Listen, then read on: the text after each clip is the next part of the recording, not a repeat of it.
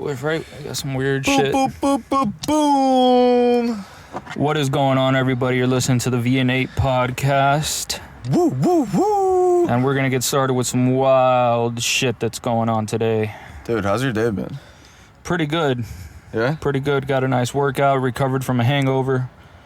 You drank a lot yesterday? Yeah. Meditated a lot. How many beers in? You know, beer? No, it wasn't beer. It was just liquor with Red Bull.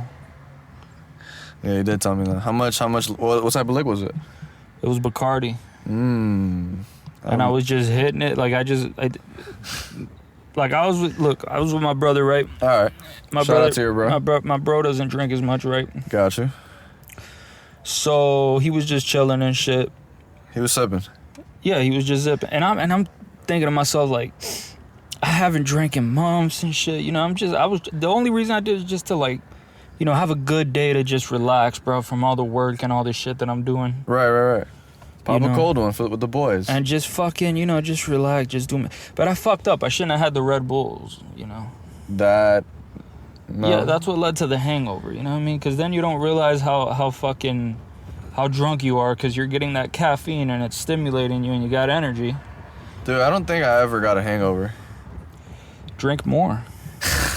I've drank a lot before. Like, I just don't get hangovers. Clearly can't be a lot. I mean, if you didn't get the hangover. I don't think so, bro. Yo, we gotta say rest in peace Takeoff. Damn, for real. Yo, damn. Man, anybody that knows anything about, you know, contemporary hip-hop, rap, you know, you gotta understand, man. Bro, it's been out of control. Migos are huge, and then there's been so much death in hip-hop. I mean, even this year alone, man, just Takeoff, like... Bro, fucking a month ago, PNB Rock got shot and killed. That's what I'm saying, man. And then before that, right, we had, we could just Pop Smoke. Pop Smoke. So many people of gun violence. All those people in Chirac. It's too many to count, man. It's too much. And, it's getting a little scary at this point. The Takeoff thing just doesn't make much sense to me because of the fact that, like, damn, bro, it was over a dice game, right? Yeah, I mean, we don't know the exact things, but... No, not the exact, but from the video, for more or less, right? Right. Some of the things I saw in those videos, right? I saw two videos. One where they had already shot Takeoff, and then prior to that... I didn't see that one. Prior to that, they were playing... the dice game, I seen that one. And then it wasn't just Takeoff, it was... Quavo. Quavo was there, and Quavo was arguing I seen that. And the fucked up part is, like, that argument led to Takeoff getting shot. You think so, though? You know? Yeah, because that's when in that video, you see that's when the fucking, the people start firing, like you heard it in the video. Damn, dude, that's sad. And then after that, there's the second video where you just see Takeoff on the floor. Shot in the head, like murdered, man. You know? And especially since they're family, man, that has to fucking hurt. You know, you make all this effort to make it out of the mud, right? You do all of this, you manage to get out, right? Yeah. And then some tragedy hits where the family member that you grew up with, the dude that you went to the top with. The guy you fucking made it with, bro. That's what I'm saying. And then he just... Bro, that's literally Quavo's nephew. Yeah, that's what I'm saying. It's fucked up, dude. That makes it even more fucking, like, bro, you know how much shit Quavo's probably going through right now? He's going through it. I can only imagine, dude, man. you know what that would feel like, bro? Your nephew or Condolences to that man, bro. That's just man. Brutal. And to his friends and family. Dude, 100%. That leads to some shit that... Well, I mean, a lot of people have been saying this, but Jim Jones was probably one of the first that said that being a rapper is one of the most toughest jobs in the USA. Well, yeah, I mean, there's a lot that comes with it because it's so close. I think it's the only genre of music that's that close with violence to street violence. That it's associated with street violence. That it's lyricism. A very significant chunk of it is related to street violence. The thing is, too, is that they're famous. That's the other thing, and that people know they got money. And you're playing a dice game, right? Damn. I heard Takeoff was like a very like down-to-earth, shy dude, like super laid back. It sucks, man. I don't know though. I do think he's the most lyrical of them though. Nah, I used to fuck with Takeoff all the time, bro. Like, Out of all of them, like I never really liked Quavo that much because he was like on some like kind of like the singy melody. Yeah. I was more like gravitated toward Offset or Takeoff, and Takeoff was definitely the man. I loved Migos and shit just because they would freestyle. So I respected them. Like anybody that freestyles, like that's always like a plus or a check mark on my book. Like they would fuck around when they rapped. You know, they would just go having for fun, it. bro. Yeah, it's three dudes spitting bars. Kind of similarly in a way. Yeah, but with their own thing that makes it a group, right? Yeah. Nah, yeah, that is sad, bro. But that's fucked up, dude. I think in the future it'll probably, I mean, hopefully, but it'll probably get even more dangerous.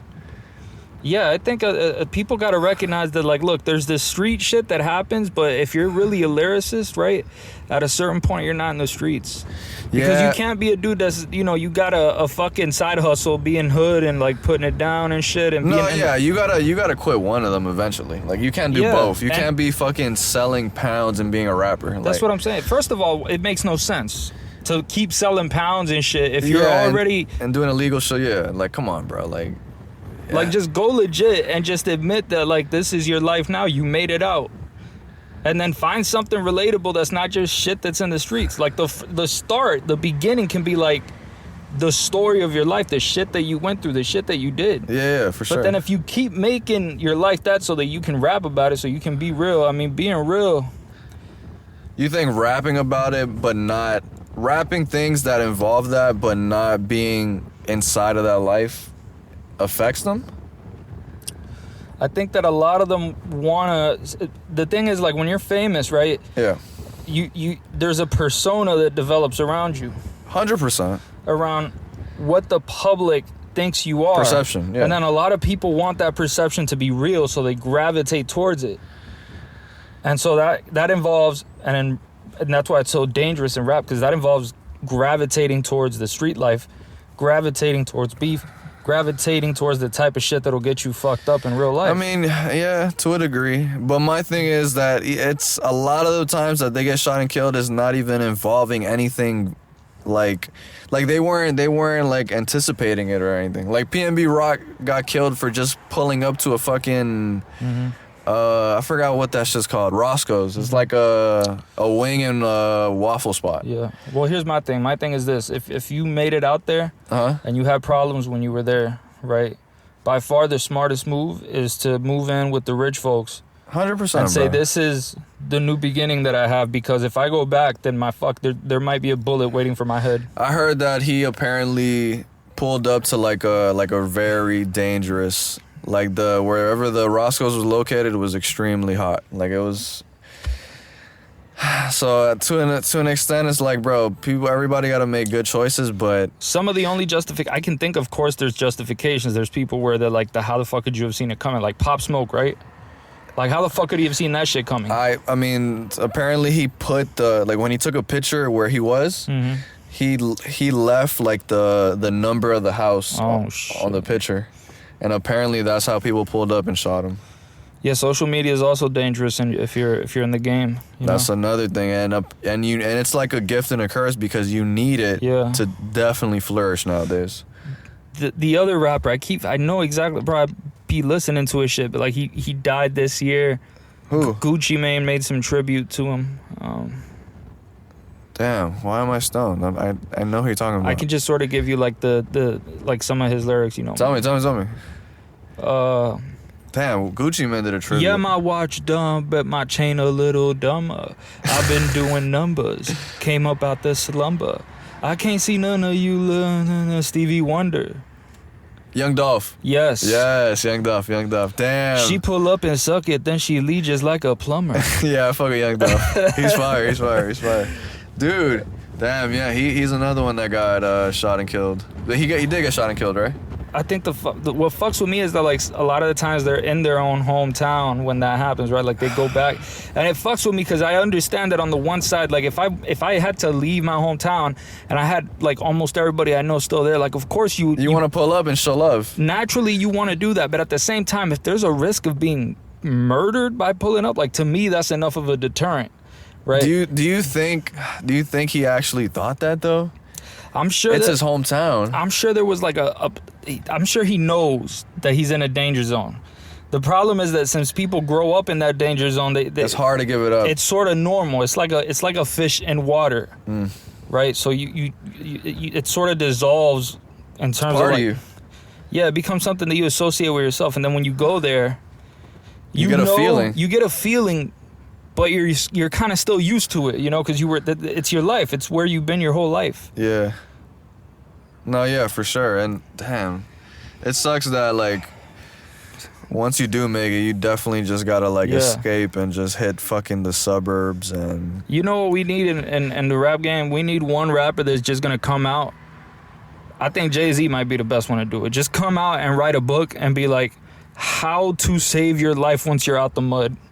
Like, just how to, like, the type of shit that they do. Because Jay-Z, right, where does he live? I mean, of course, right? He's one of the richest. They all tend to move. Calabasas, right? All those good spots. Put that ego shit to the side, right? This is the problem, but because a lot of rap shit is associated with ego. 100%. Right? It's associated with like a strong sense of self. The whole idea of not having security because you want to seem a certain way. You want to be, I guess, portray being tough or like, which is, see, that's the dumbest thing. That's very retarded. Yeah. Like, if I ever make it on some shit that I'm so famous, bro, I'm hiring securities ASAP. Like, there is no question about it. Like, why would you even reconsider that? Like, especially during these times. But come on, people want to be on their macho man shit. Fuck security. I'm thugging it. I think there just has to be a shift in the culture, and I think it's pretty much since a lot of rappers are on edge because of the amount of them that have been dying, and they're starting to get more security, and they're starting to do this, and they're starting to do that. Yeah, but the music, nobody wants to hear. Sad to say, nobody wants to hear some positive shit in rap. I think it just has to do with like what people are used to already. Like people love to hear shit that has to do with violence. It's just it's part of the culture. It is part of the culture. Like, I'm not saying that, and even I'm not saying you shouldn't rap things that involve violence or stuff, but like, I don't know. I feel like obviously I draw the line when it comes to like talking about dead people and shit, and like that's a real problem. I'm not with that shit. Like, but it's a thing that humans, I feel like we're just attracted to. Like, we just like violence, or like in a weird way. We do, but at the same time, like, people listen to other types of music that don't really emphasize violence. Like, the hip hop shit is like a more modern approach to it. I think I wouldn't say that. I think a lot of young people gravitate towards it because it's drill's the number one shit right now. Yeah, it sounds amazing, but fuck, like every other song is about someone that's dead, someone's family member. Yeah, it's like, it's a tough situation. Like, it's because at the same time, those people that are making the songs probably has a relative that got killed by the other person that he's talking about, and it's a fucking never-ending cycle that's going on in plenty of hoods right now. Yeah, but that aesthetic can change. I mean, there's people that have always made rap lyrics and shit that they weren't dissing some fucking op. No, yeah, I'm not with the dissing op shit.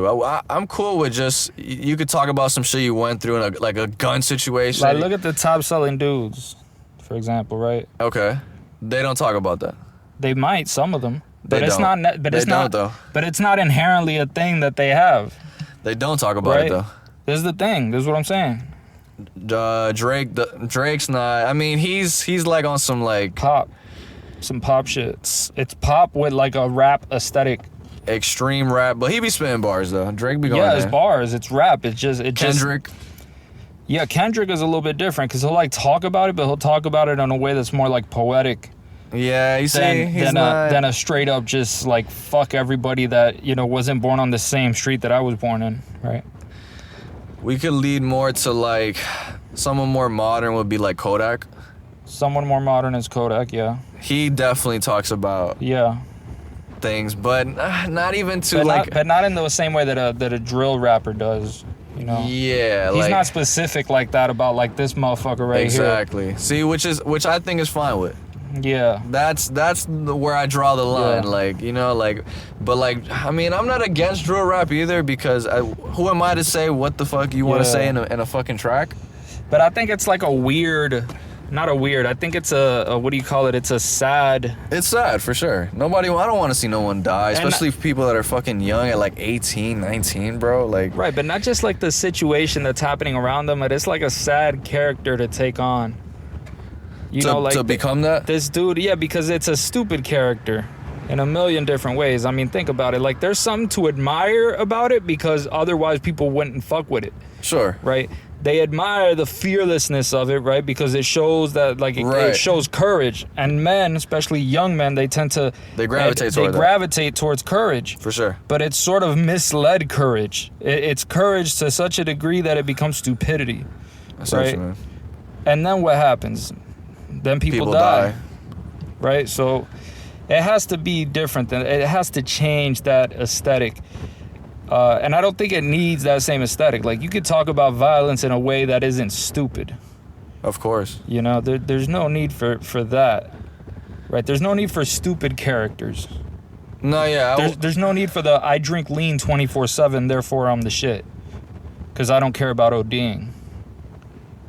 I mean, the drug is completely, that's a whole other topic, though. Right, but the thing about, like, all right, I might drink some shit, like, sure, you know, I might say, oh, I'm drinking this shit today, but to say that you're a fucking drug addict, like, that's just like flat out, like, yeah, I'm a junkie. That's just you saying basically. That's Future, like, that's like his whole style. But even he'll admit in an interview, like, that's not what he does. And that's sad. See, I don't fuck with that. I think pure. Gotta be authentic to the bone in music. I'm fine with what he does in the sense that, like, he's capturing something. He's capturing, like, some sort of idea, a certain person. Or a vibe that he had when he was off the lean or whatever drug he was on. He be talking about perkies and like I don't fuck with. I'm okay with it if it's like capturing just a mood, like if it's capturing the mood of a junkie. Right? See what you mean. If it's capturing, like, the mood of what it feels like to have a shitload of success, even if you're still fucking broke. Right? All of that shit, I fuck with it because what it's doing is it's art. It's putting that shit out there, right? The way that person sees it. Yeah, but in a way that, I mean... I don't think that... Now, the issue would be, like, when you claim, you know, I'm a fucking millionaire, I'm a billionaire, I'm this and I'm that, and you don't have shit, and this becomes a thing instead of just a track that you made with a certain mood.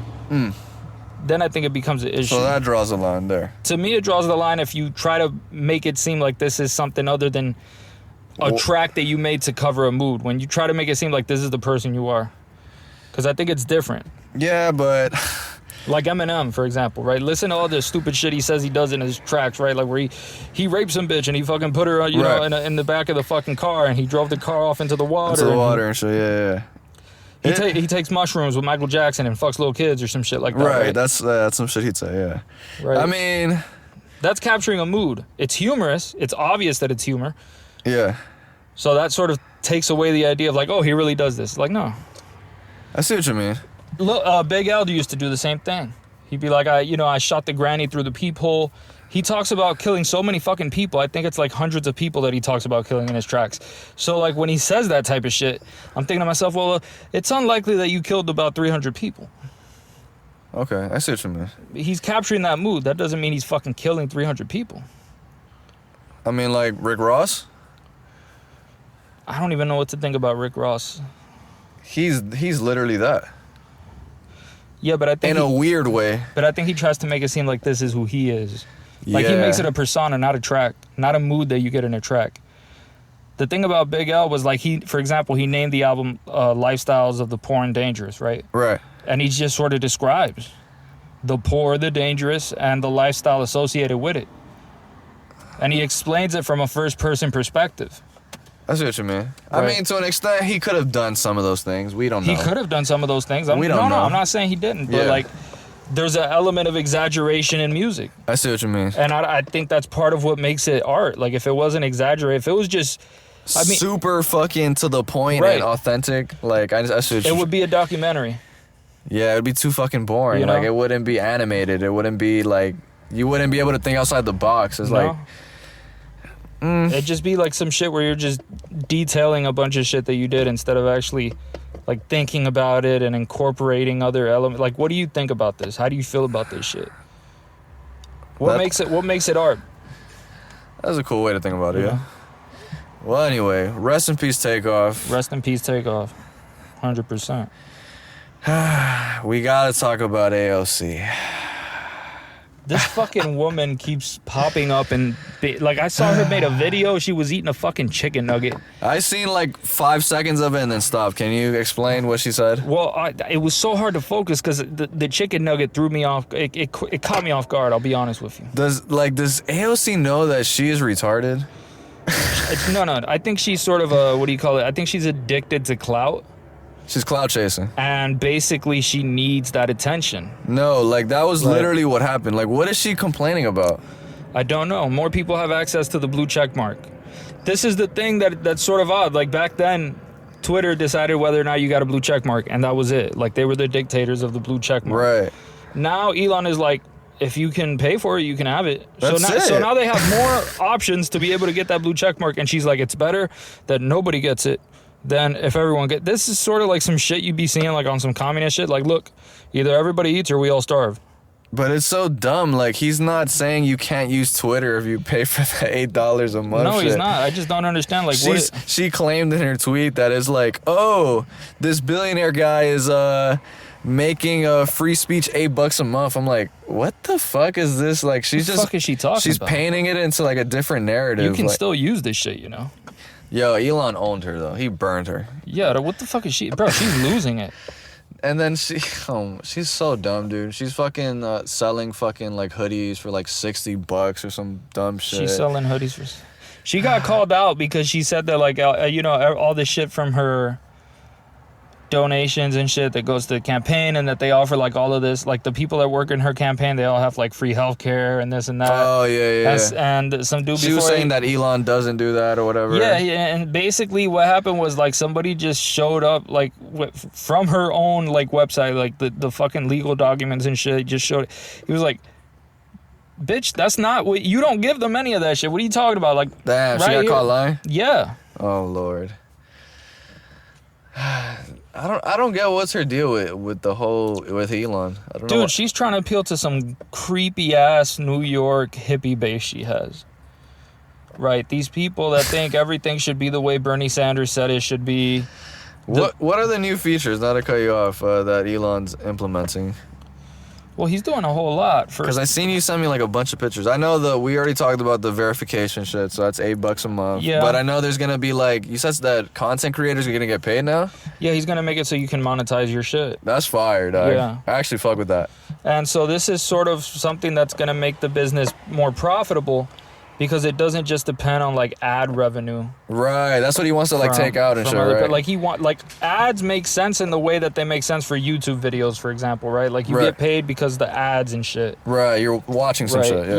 Yeah. So like you do it that way, and then it sort of makes the company more profitable. First of all, if people are competing to like try to get money and turn Twitter into something profitable, they'll gladly pay the $8 a month to be able to do it. Yeah, for sure. And then that makes the company more profitable. Easy, like and obvious. then if there's all these people creating good content out there, or content that at least people see, they want to see it, then of course the companies are going to be like, shit, man, we want to advertise here because we get exposure to a great audience, right? He's trying to also like expand the video limit. Like onto some like, I think he said like 42 minutes and 1080p. I think that's fair. That's a lot of time. Yeah, I think that's fair. So yeah, he's trying to do that. I heard, what else did I see him tweet? He's saying that he's like, Twitter's losing like $4 million a day. Yeah. Jesus Christ. And people are complaining. It's like, what the I've seen so many stupid comments where people are like, oh my God, I'm leaving Twitter after this day. And I'm like, what the fuck is going on? They'll be back in a week. Like, why are people so pressed about nothing? Like, what is he doing to you? He's not affecting you in any way. Like, Twitter hasn't changed. Like, he didn't remove AOC's account. Apparently, have you seen like the new bird watch feature? It's like a feature where it's like what is that shit called? Fact checking? Yeah. Type shit. Like how like the own fucking White House got fact checked. Yeah. Did you see that? and it was about inflation. Mm-hmm. I forgot what the tweet was, but I think it was along the lines that something about Biden or some shit. Yeah. And then literally the own White House got fact checked. And he says some spectacular bullshit about inflation. And then Biden pulls up and stated somewhere that now Twitter is responsible for a bunch of lies now. He said something along the lines of that. And I'm like, are you serious, Joe Biden? Like, what's going on, dude? Are you worried about social media saying shit? He's saying Twitter's going to be responsible for so many lies. How can we protect the young kids? Like, I'm like, what the fuck is he talking about? Let me tell you something, Mike. Here's an issue. Here's a big issue, right? The part of the thing that's going on with all these social media sites is how much government is involved in them. Right. And they're basically going up, and the U.S. is very low-key about this sort of thing. They want people to think that it's the company that's making these decisions. And they're basically interacting with these companies and trying to make it so that speech is thought about the way they want it to be. So they're... You're talking about Instagram? I'm talking about Twitter, all of them. All the major social media sites. Okay, yeah. I'm listening. Yeah. I mean, these reports have already came out. Well, where'd you get this info from? Where's the source? These were leaked messages between a whole bunch of military intelligence agency people. Okay. Going back and forth about it. It's ridiculous. The shit that they're doing. Their whole thing is to sort of promote the agenda that they see fit. So It's basically just, mass brainwashing what they're trying to do. They used to be able to do it much easier back then when we only had 3 TV channels because everybody got the same news, watched the same TV shows, the same everything. Things have expanded now. Everybody was on the same page. Right. Now there's a million different pages and everybody's on a different page. True. People don't even understand each other anymore. Too much information out there. People don't know what TV shows people watch. People don't know what the fuck kind of... It's hard to get a grasp on people now. Yeah, because people aren't unified. There's so many ranges. There's too many subcultures inside the U.S. culture. The only thing that really makes the U.S. culture the way that people think it is, besides this left-right bullshit, is the idea of there being multiculturalism, which isn't a culture. It's just, a whole bunch of cultures? Yeah, it's just a bunch of cultures. And so there's no real unifying... There's no one, Yeah. I feel you. So that's what we're going through right now. That's definitely what we're going through right now. So you're saying the government low-key actually controls some of the language and what's being reported, taken down? I don't want to say they control, but they influence. They influence it to a high degree, and they sort of pressure these companies to be like, look, let's do it this way. Gotcha. I mean, you think Elon's on that too? Or is he really the man of the people? Well, part of the thing is Elon has a lot of power to... Fuck you money. Yeah, the fuck you money, and then there's the idea of he has a huge audience, and so he can pretty much expose whatever he wants to expose right away. Yeah. And it's very difficult to get a guy like that if he doesn't want to go along. And the same could have been said of Jack Dorsey. The issue is he probably did go along, same way that Mark Zuckerberg goes along with it. All the other people. If you really want to see the culture they want to promote and the sort of society they want to see, you can just see what they say when they meet up at the World Economic Forum, for example. It's pretty clear. Elon has pulled up there? I'm not sure. He probably has, but I'm not sure. I think he sort of shit on them before. Bro, Hillary, not to cut you off, Hillary literally tweeted some shit along the lines, I know this is off topic, I think it was along the lines of the Nancy Pelosi thing. Yeah. I don't know if you heard about that. Yeah, I did hear. Her husband got attacked. Is that what it was? Yeah, I believe her. At a party? No, I think there was some sort of home invasion thing. Got you. Where her husband got attacked, and it was some crazy dude that was gonna kill all these politicians. Right. Because they were crazy or some shit like that, and then apparently Paul Pelosi, he's been under investigation. There's rumors that people were naked, that it was some weird gay orgy going on. Yeah. This is what people are saying. So whatever. My point is, Hillary Clinton tweeted some shit along the lines of that whole situation where Elon fact-checked her and said, oh no, there actually might be more information involving this, which led to the whole thing we're talking about. And I think Elon is out of control. He's just been wilding. to tweet that to Hillary, like, about the whole, like, gay orgy thing or, like, whatever, there must have been something weird. Like, he actually tweeted that, and I'm like, yo, he's been wilding, dog. Yeah. But whatever, yeah. Regardless, though, like, the whole Twitter situation, I think people are just blowing it out of proportion. I think Alex Jones had the right idea when a few decades ago he named his company InfoWars, right? Okay. It's basically what we're dealing with, right? It's a war on information for the mind of the people so that they can convince them to go along with an agenda, whatever the agenda is. Right. Whatever they want. And it's a competition. That's a good segue to my man Kyrie. Kyrie's on some other shit. Kyrie Irving ended tweeted. Well, no, he didn't tweet. He shared on his Instagram. Yeah. A video where it's stated. I don't think I have it, but it said Alex Jones was trying to warn us all along, or something like that. And it was about like secret societies and just a bunch of shit that we talk about. I didn't see the actual thing. And then, where's my phone's right here. Eventually, he's on, I think after a game, or I don't know, and reporters are asking him about why the hell did he share that? Yeah. And he was just like, I think he said something like, oh, it's just true. He along the line said that everything that Alex Jones was saying was true. And he was just like, oh, I don't agree with anything Alex Jones does or say. I don't agree with, or he doesn't agree with the Sandy Hook thing. He stated that from the beginning. He feels bad for all that. But then he was just saying that, yes, whatever Alex Jones did say in that clip, that was all true. And they were fucking like antagonizing him because of the whole Sandy Hook shit, obviously, but whatever, yeah. I mean, the Sandy Hook shit. This is the thing when we discuss people, right? Like, if you discuss someone in philosophy, I mean, you don't just say this guy is a good philosopher, this guy's a bad philosopher. They had a whole bunch of ideas, and maybe some of them were good, were excellent, and maybe some of them sucked. But that's the point of it. But though. You don't want to just lump everything into this person and say good or bad. And if it's bad, then you're bad. That's the problem with cancel culture now. That's the entire issue. It's a thing. Nobody is able to make mistakes. No.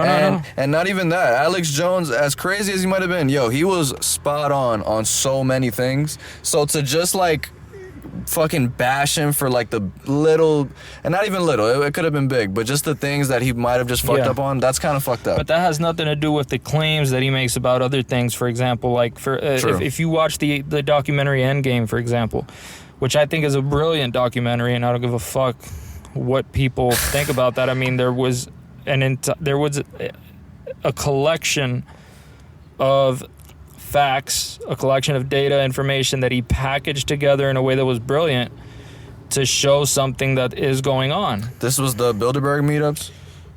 The Bilderberg meetings were a part of it, right? And then there were also the situations of the history of eugenics and the connections between, right, the World War I and World War II, and then this desire to create a new world order out of the ashes of these world wars. And then first they had the League of Nations after World War I, which was a failure. We had World War II, and then after that you get what?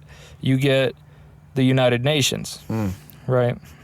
So this is the way of saying, like, look, we fear each other so much after these two world wars and after all the horrible shit that happened there.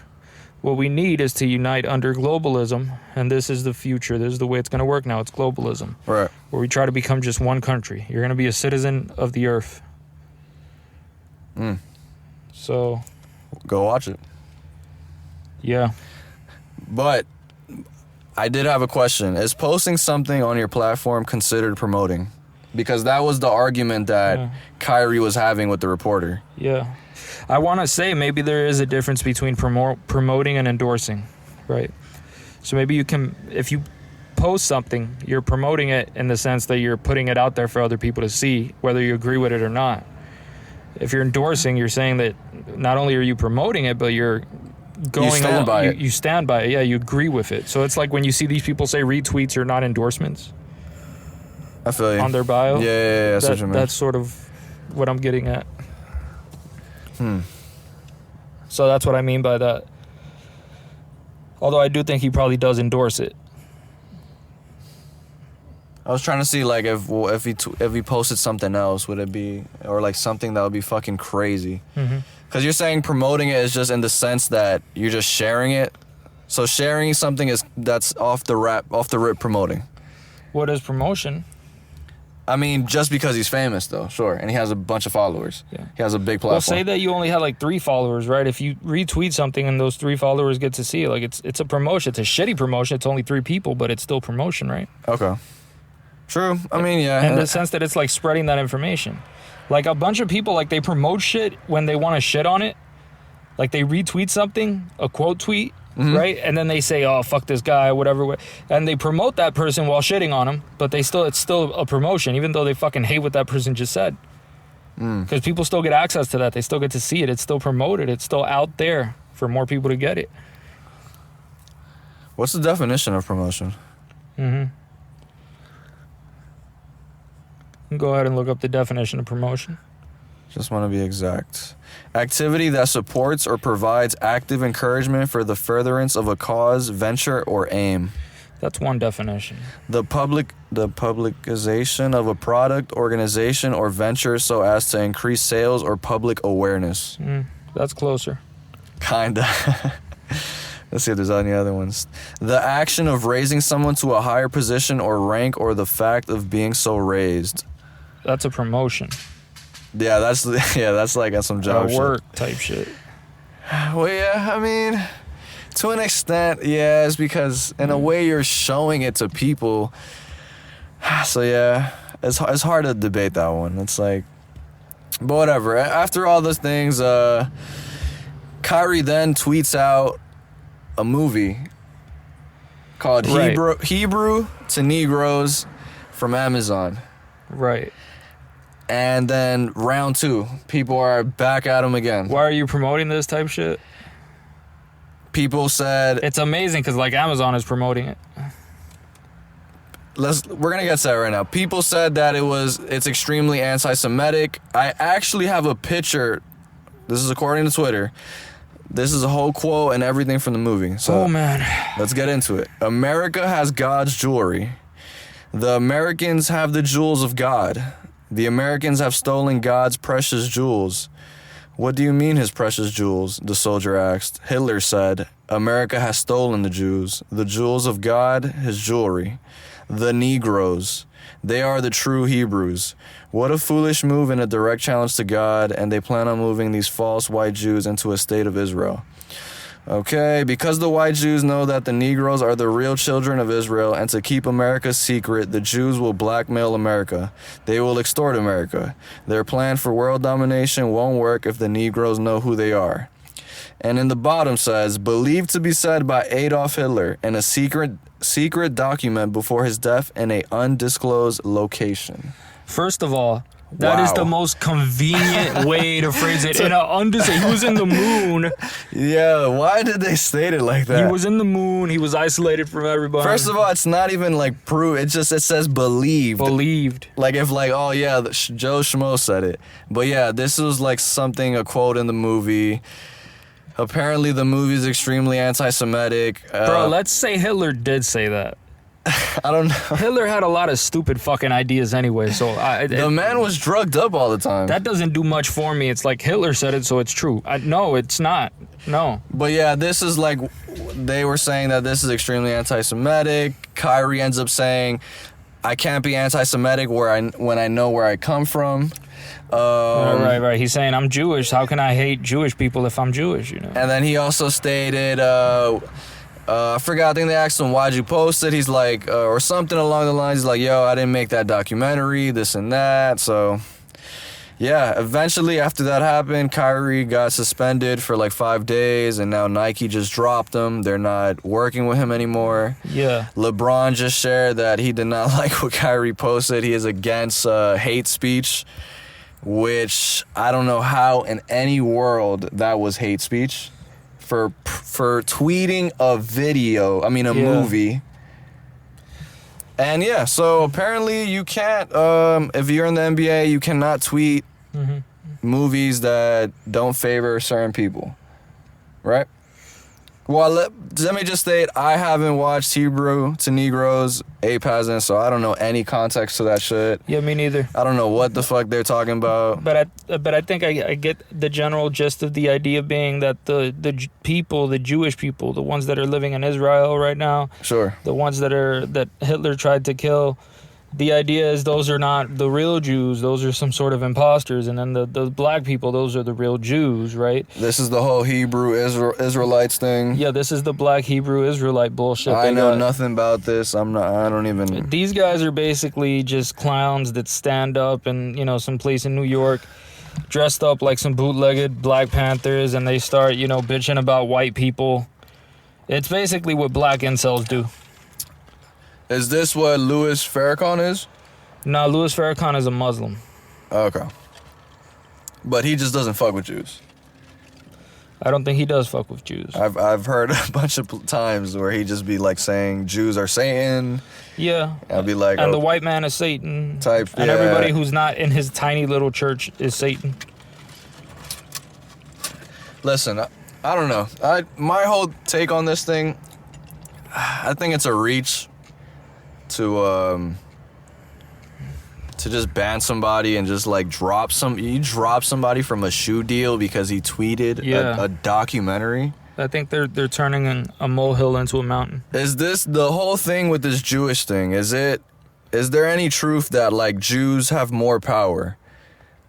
That they have more power? In the sense that like if anything's spoken bad about Jews, you will get treated very badly and there will be extreme backlash to the point where Kanye, Kyrie, was there any truth in that? Versus where Kanye's point was Jewish people are making money because they're I guess some of them are the ones that are the head label owner, etc.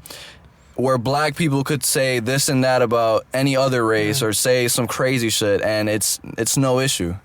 Kanye said slavery was a choice. There was no backlash. He's black. Is that why? He's black. If you think about what would happen if a white guy said that. Slaughtered. Right. Worse than Jews, actually. Worse than saying anti-Semitic shit. Wait, you're saying if a white guy said what Kyrie said or what Kanye said, my fault. Yeah, it'd be way much. You think they're being lenient on him because he's black? They're being lenient on him in terms of him saying shit that people would call racist against black people. If a white guy said it, right? If he says that type of shit about slavery was a choice and he was a white man saying that, it would have been lights out. It would have been lights out, and it would have been just the same, if not worse, than saying something about Jewish people. But because he is black, there is some. Of course. It's like you're dissing yourself if it's racism, right? Yeah. The worst they can do is say, "Oh, we got Uncle Ruckus on our hands." They'll call him that. Right. I think, I don't know, I agree with you for sure, but I think there is this. I think there's a lot of Jewish people that have power. We could say that's a fact. I don't think that's a cabal. I don't think that's some sort of union. I do think that like Jewish people, when they come as immigrants to a place, right? Yeah. They basically all they know is each other, and they sort of help each other because they're pretty much all they have. Let me rephrase it better because I just thought of the question better now. Mm-hmm. What do you think? There's more leniency because the Jewish dudes or some of the people that own the labels that are Jewish. Because Kanye said something about, if it would, like, let's say Kanye said that about someone differently. Yeah. Would it have been the same? Would he have been dropped from everything? Would he have been canceled? I don't know, but I'll tell you this. Let me just tell you this. If a Jewish person came out and said some racist shit about black people, right? The same companies that canceled Kanye would have canceled the Jewish. They would have canceled the fuck out of him. 100%. Right? Whether it's Jewish owned, not Jewish owned, they would have canceled his ass. I agree with that. Okay. I agree with that. And so if the idea is like, oh, you can't say anything that's anti-Semitic, it's like, well, try saying something that's racist against black people then. And then tell me, which one the Jewish people that are supposedly in charge of everything are controlling. Are they controlling more to protect against offensive shit that's racist against black people or against Jews? And is it more or less the same? But is that not a contradiction? But because of Kanye saying that slavery was a choice, obviously I know he's black. Yeah, I don't think they can cancel. I don't think they're if you're a white person, if you're a Jewish person, how are you going to cancel a black man for saying something anti-black? How's that going to make you look? I mean, yeah. It's interesting. I just think there is something. I just think, let's say canceling Kanye. I don't think we should cancel Kanye. Period. Obviously, but I think the Kyrie one was a stretch, though. Where we can say that there is some type of power being. I think the NBA just shouldn't have that type of power over its players. I think it's pretty fucked up. Like, they're treating people like fucking slaves, dude. And I mean, the whole thing goes back to when Kyrie was like against the vaccine shit. Like, he's always been Yeah, he's been controversial throughout the entire time. Outspoken, the man's a flat earther. Like, he's an interesting man. We can say that. But it shouldn't be it shouldn't be an offense that cancels you. And now, if you say that, are you going to apply the same credentials to people that are, like, for example, the KKK? Should the KKK be canceled then? That's a good point. And are you going to apply the same standards? And if not, then why, right? So those are rough things to think about. It's complicated. I mean, I don't want nobody to be racist. Yeah. But I don't want nobody to not be able to say whatever they want. Yeah, I agree. You know what I mean? No, I agree. It's a tough, like... I think that corporations are owned by people and they have biases and they have agendas and they have views on how they feel. I think, like, in the Twitter case, for example, like, I don't think they should fucking ban you from saying shit on Twitter. No matter what. Right, unless it's like some... You're about to kill somebody or it's that like, type of shit. Right. Shit that's already sort of illegal. Right. Raping, any type of nasty, weird or like shit. trying to go after, like, one person and harassing the fuck out of them. Or like minors, like any creepy shit like that, of course. Now, when it comes to, like, stating opinions about groups, whether they're fucking horrible opinions. Yeah. Right?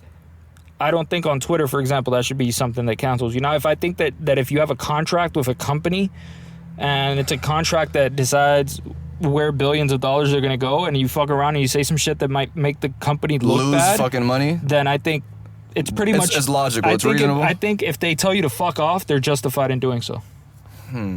Well put. Because they're under it doesn't make sense. Like, you have your free speech or whatever, but it's like, if it's going to cost me money, then fuck you. Why should I be paying? Why should I fuck up my reputation by being associated with you? Now I have to deal with your shit just because you decided to say some stupid shit. I agree. I got to hold up my end of the bargain and you're just fucking me out of money? I agree. So I say no to that. Especially not just because it's not just a private... It's not even a private, it's a public corporation. You get, like, there's people that buy stock in this shit. Yeah, I agree. And they just stick with that, and their reputation can get fucked over time because of it if it gets too bad, right? This is just the assumption that it is going to fuck up their reputation. No, of course. It probably would. I agree. No, to that, when you bring it like that, then of course. I mean, yeah. Like, it's hard to debate that, yeah. Like, if you're your own boss, you can make whatever the fucking... That's what I'm saying. You're under... I mean, you have the same freedom to, like, decide what you do. You do with your life. What contracts you accept, right? And if you don't fuck with the way that somebody's, like... Don't do it. Being a partner in your business, then you can just tell the person, like, yo, I'm not gonna be your partner anymore. Like, fuck off. You're fucking me over. Yeah. You know? But that doesn't mean that if he posts some shit on Twitter... Right, then I got to be like, no, you got to remove his account. It's like, no, he's a fucking dick or whatever. I don't fuck with him, right? You might think that. If you think that, then fine. Let him talk his shit and just go to, some other part of Twitter where you don't have to hear that shit. I agree. Yeah, that's a good way to...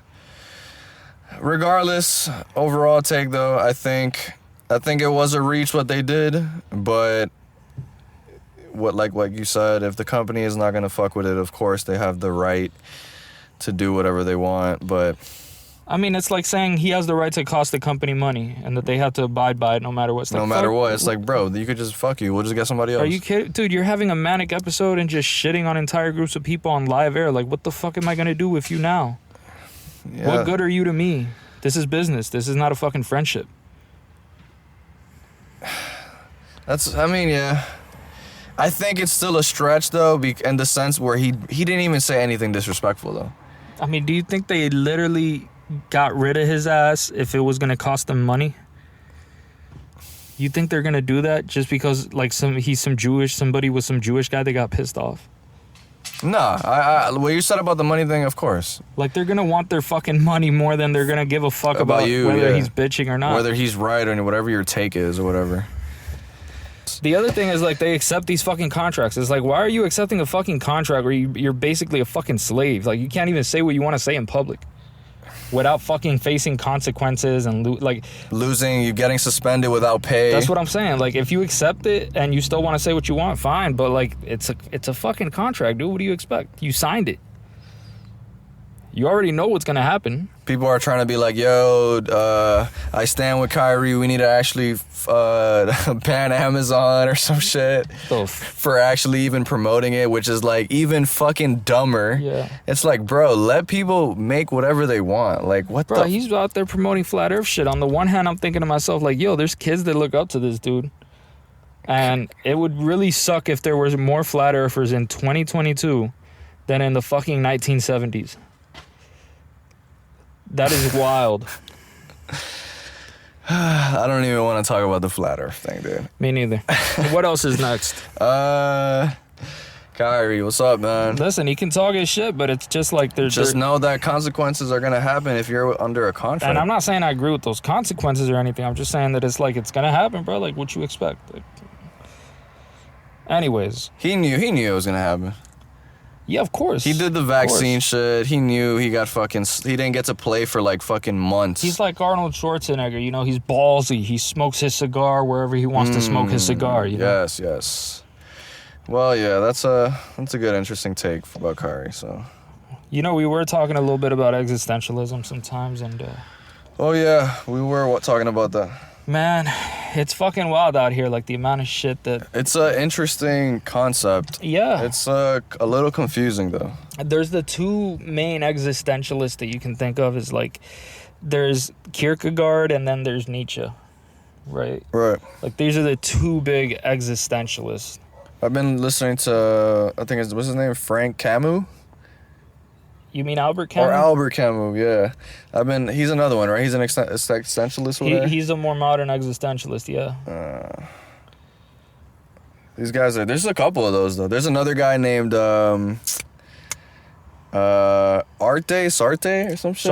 Sartre, yeah. Wasn't he like, was he Asian or French or some shit? I forgot where he was from. He was European. Yes. He was on some shit. Dude, he used to be cool with like Fidel and shit. Yeah, there's a lot of it. Like, I think Camus was a socialist as well. Where was he? So there was a lot of that goofy shit. This is the era, like, when you get to the 20s and shit, you start seeing a lot of socialist philosophers and shit. I know Kierkegaard was cool with Marx and shit, right? Wasn't he? Or was he like I don't think so. Or I know he hated Hegel. Like, he didn't Kierkegaard didn't have much of a political philosophy. No? No. Okay. I mean, he sort of did, probably because it was like a reach into his other shit, but I don't see much of a political philosophy in Kierkegaard. Dude, all I remember from his, I was watching like I guess like a video about Either Or. It's like a book he made. Yeah. And it starts off where like, I guess it's like, he finds like these two papers and it's based on like A and B. And A is like based on like some musician guy. And then, and I think the other one, I think the first one is the aesthetic shit, and then the other one's like the more ethical, and it's like about some judge, and it's pretty much comparing both, I guess, lives, or like, I know the aesthetic is more about like pleasure, more about like music. They were explaining how words can't, words don't give us certain feelings or something, so that's why music does. I think Kierkegaard looked up to Mozart a lot. He was like the ultimate fucking composer. Like he just, and yeah, there was. Keep on though. You can start, bro. No, I'm with you. That's a good. That's like a good intro of what I was like. That's a good way to start giving people a gist of it, you know, because then they start understanding that what we're dealing with is like the difference between the aesthetic life or the ethical life, and then the religious life. Religious life, yeah. That's like the third step and shit. So then there's like this. First of all, if you start off with Kierkegaard, you start by noticing he does not fuck with Hegel's idea of sublimation, right? Where you get the thesis and the antithesis, and then that's how you get the shit we were talking about that one time. And you get a result out of it that creates progress, but it maintains both of those contradictions. Right. He's like, you don't maintain those you don't maintain that. You don't progress through these contradictions in terms of the conflict between faith and reason. Right. Because there is a conflict between faith and reason, and you can't just have it both ways. That's the whole idea of either or. Yeah. Which is pretty interesting. Yeah. He said you can't combine faith and reason while keeping both, right? You got to choose between the aesthetic life and the religious life, and there's no way of keeping both. And then when he starts talking about the aesthetic life, he's talking about being like immersed in the experience of the senses. You value the possibilities of things, of what could happen over what's actually true right now. You're an egotist. You're sort of like obsessed with yourself and the way that you feel and feeling good and all that shit, right? And then there's like it's almost nihilist in a way, right? You're almost a nihilist because you have all this irony in your life. You have all this skepticism, right? And you're so obsessed with not being bored, right? Because what else? What that's just pleasure. That's the closest thing to meaning that you have is avoiding boredom, right? Repetition, and there's like some shit Yeah, about that. he gave this quote where he's like, "Boredom is the root of all evil," right? Swag. Yeah. I agree with that. So like the aesthetic person, they use shit that's like arbitrary, ironic. They love using their imagination and they recreate the world in the way that they like it, right? And the main motivation they have is like transforming shit that's boring into something interesting, right? Yeah. So to avoid that boredom, right? And then if you understand what that aesthetic man is, if you really knew what it was to be an aesthetic man, what that really consists of, and you were an aesthetic man, you would just commit suicide. That's what... Because it's boredom, it's pleasure seeking, it's avoiding anything that's superficially beautiful without worrying about anything except yourself.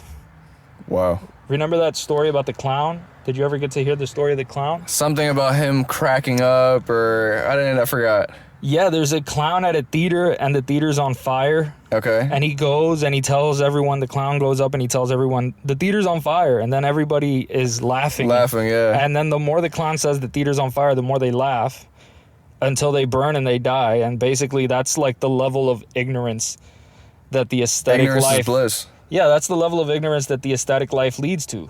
You're like burning to death, which means you're like basically you're suffering through this meaningless existence. Yeah. I know a lot of people that I feel like in a sense I've how do I say this? I've put myself to think like that in a way. Yeah. In a way where like subconsciously or like just naturally in life through as I got older, I never really got an answer to religion or anything that's like Right. if I just can't explain it or I can't get an answer to it, I'll just like... You moved on. I moved on. And I was like, yo, fuck it. It is what it is. And what was left was the aesthetic life. That's it. Because that's all I have. Like, I can't really understand this, so I'm just like, fuck it. Right. Yeah. That's part of the fucked up thing he mentions, right? Yeah. When he mentions that there's like the aesthetic, the ethical, and the religious life, he's also talking about like, there's no information that's useful in helping you make a decision about which life you're going to lead here. You have to just like, that's it. Yeah, just you have to make a choice without any useful criteria for making it. Which is a funny... It's a fucked up situation. Yeah. And dude, some of his quotes are so like... It's just interesting. I need context to these like quotes. Yeah. But keep on. We'll get to them. Yeah, I mean, we know what the ethical life has, right? The ethical life you have. Explain it. So basically, the ethical life, you choose to do the ethical choice, no matter how pleasurable or unpleasurable it is to do it. Right. So you move beyond this idea of like the aesthetic life, right? Of course. You're choosing to do things that are right or wrong, right? And you believe that it's necessary to choose things seriously and to be introspective, and you're Jesus Christ. you're committed to like the belief that the predictions that you have about good and evil, they actually have like a truth value. Oh man. Right. And then there's See, this is where keep on. yeah, there's that idea of like, listen, there's good and there's evil, and I'm choosing between the two and I'm going with it. Right. And then there's the this idea that like your actions are in accordance with rules, and those rules are like applicable to everyone. So there's the same moral standards for everyone, right? Oh God. But here's the issue: how do you decide what the right thing to do is? I was gonna say, how can you even decide what's good or bad? Well, that's what leads him to the religious life. Jesus, this is where it's just based on fucking faith. Like, it's just like, This is where it gets pretty fucked up, yeah. yeah, I don't like this part. Go ahead. Where he's like, you need the subjective passion to have faith, right? You need like this passion. That You definitely do. Yeah, because that's what motivates you to have that faith, right? Because like otherwise, because it's not based on reason. So what When the you fuck meet else? when you meet church people or people that Yeah. are extremely religious, they're extremely passionate about Christ. Oh, 100%. There's no doubt where about it. it's like to a limit where you can't even like get them out of that mindset. No, you can't do it. No matter what, you No. could show them videos or just things where it's possibly could not be real. No, but if it's based on faith, That's it. They're all in. then reason is not going to convince them that their faith is wrong. That's a wild way to live. Yeah. I don't know. I just never understood. Maybe I just wasn't, because my parents never, They weren't really religious like that. and they didn't fucking ground slam me into a fucking church every Yeah. week and shit. And like, unlike some people, you know. Here's the idea that if you did find proof of the existence of God, right? Okay. This is the big issue here. If you found proof of the existence of God, you don't really have faith. Faith. Yeah, that's it. It kills it. Because faith is something that you have without that evidence. You have to make a leap of faith. It's a leap. Yeah, that's Right. one of his shit that he gets into too. Yeah. You're going to choose faith over reason, and you're going to accept that you can't really use reason to find God. It's not the way to find God. God, you have to have faith in God. That's the only way, right? So that you choose faith and you save your soul. The thing is that reason is going to shift you away from God, because the Bible's not fucking reasonable. At all. It's not about reason. It's about faith. It's about faith. Just like, yo, this is it. Take the leap of faith, man. The story of Abraham is like the example that he loves the most. Right. Okay. The story of Abraham in the Bible, where like Abraham is told by God that he has to sacrifice his son Isaac. Jesus Christ, Right. that's true? Yeah, that's in the Old Testament. God damn. His son? That's in Genesis actually. The He had first to do book. that? God said to do that? Well, it's a little bit more complicated. Okay. Right, but the idea is like this is not a reasonable request, right? At all. So how can God be good if he's asking you to kill your son? And how can God say that you shouldn't kill and then ask you to kill? Right? This is a situation where like Abraham has to choose between reason and faith. Jesus Christ. So he's basically put in the either or position, and then there's Right. no middle ground. You either obey God or you don't. Either you choose to sacrifice your son or you don't. Or you don't. Now if you have faith, you believe that God is all good, he's all powerful. And what he's saying is hold some value. You need to listen to him, yeah. Yeah, so if he Or- asks you to sacrifice your son, his reasons for asking you are superior to your reason for denying And the they will sacrifice. always be justified no matter what. Yeah, Type because you shit. believe his reason is better than your Your reason, reason. because he's fucking God, and who the fuck are you? Damn. Right? That's intense, bro. That's the thing. It's like with faith, then you would choose to sacrifice your son because you would. That's a good ass example. Yeah, it's perfect. That's a really good It's a example. perfect- That's yeah. a good way to like analyze it. Because if you think that God knows best, then if he's asking you something, then he's asking you to do something good because he's all good. Jesus Christ. And then Hell when no. Abraham was about to sacrifice his son, because this is the end of that story in the Bible. Okay. This is what actually ends up happening, right? So Abraham was about to sacrifice his son, and an angel comes to him and tells him that God won't need the son as a sacrifice. Get the fuck out of here. He tells him to sacrifice an animal instead. What? And basically what it was is God tested his faith, and he was rewarded for sticking to faith Oh my God. rather than losing his faith and relying on his poor reasons, right? So asking a son as a sacrifice, that's absurd. But to have faith, you sort of have to accept the absurd, which is something that Camus later translated. Let's talk about the absurdism. Right, right. So basically, there's no other way. You know, if you can't find faith, you're fucked. And when you have to consider between God and your ability to reason, then you have to know that God is always right and superior to your reasoning abilities. So this is basically the situation with Kierkegaard. Damn. It's a fucked up situation. It's like either or is the best way to put it. That's such a Yeah. And if you think about like why any of the three lives, like the aesthetic, the ethical, and the religious life, like why he sees the religious life as the only one that's really gonna give you meaning and the only one that's really good to have. Yeah. The aesthetic one is basically misery. That's like being a fucking baby. Type shit. That's like being a fucking child, basically. It's just like... But I feel like there's a lot of depth to that. Yo, no, there's a lot to it. It's like the pleasure in philosophy, for example. Like, oh, that's such a beautiful idea. But it's like, it's things that are pretty. You know, it's things that are beautiful. It's things that are nice. There's no substance to it. But there's no meaning. There's no depth. There's no there's no meaning. There's nothing there. Yeah, it's but that could lead to like ignorance is bliss. Like they don't know any better, so why would it even matter? But the fucked up thing is like, since they are human beings and they have the capacity for reason, then it starts to fuck with them. Because they're living the aesthetic life, but it's not reasonable. It has no meaning. And eventually they start to deal with that. And usually if they're healthy, normal human beings, they would move on to the ethical life because that makes life better, right? Like if you choose to help your friends and they're good friends, then they're going to help you. If you choose to be a good person, you're probably not going to go to jail. If you choose to do all these things, then your life is going to be better. And sometimes... And that's not possible in the aesthetic life? It's not, because in the aesthetic life, you're just pleasure seeking. Like you don't give a you're just trying to get rid of boredom. It's like too attached to like whatever's convenient right now.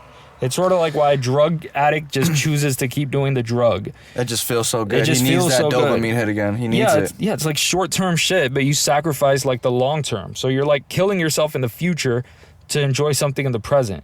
I like that title, by the way, the aesthetic life. That's such a hard way to like to describe it. It's so dope. But so wait, just let me ask something. So Kierkegaard, which is a hard name. What's his real name? Soren Kierkegaard. Soren. So this is his view on all type of people. Like you either lived like this, or like that.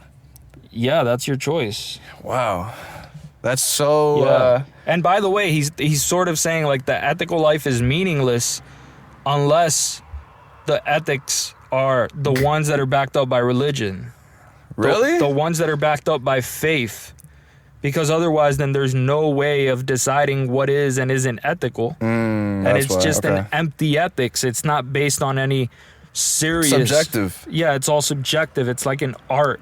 And so it's a little... It's beyond aesthetic because you're able to do things that, you know, you might not feel like doing. Things that might be... Yeah, you're making choices. You're making... There's reasons to the things you're doing. You're like, oh no, this isn't good. And fuck that. I don't want to do this. Like, of course. Yeah.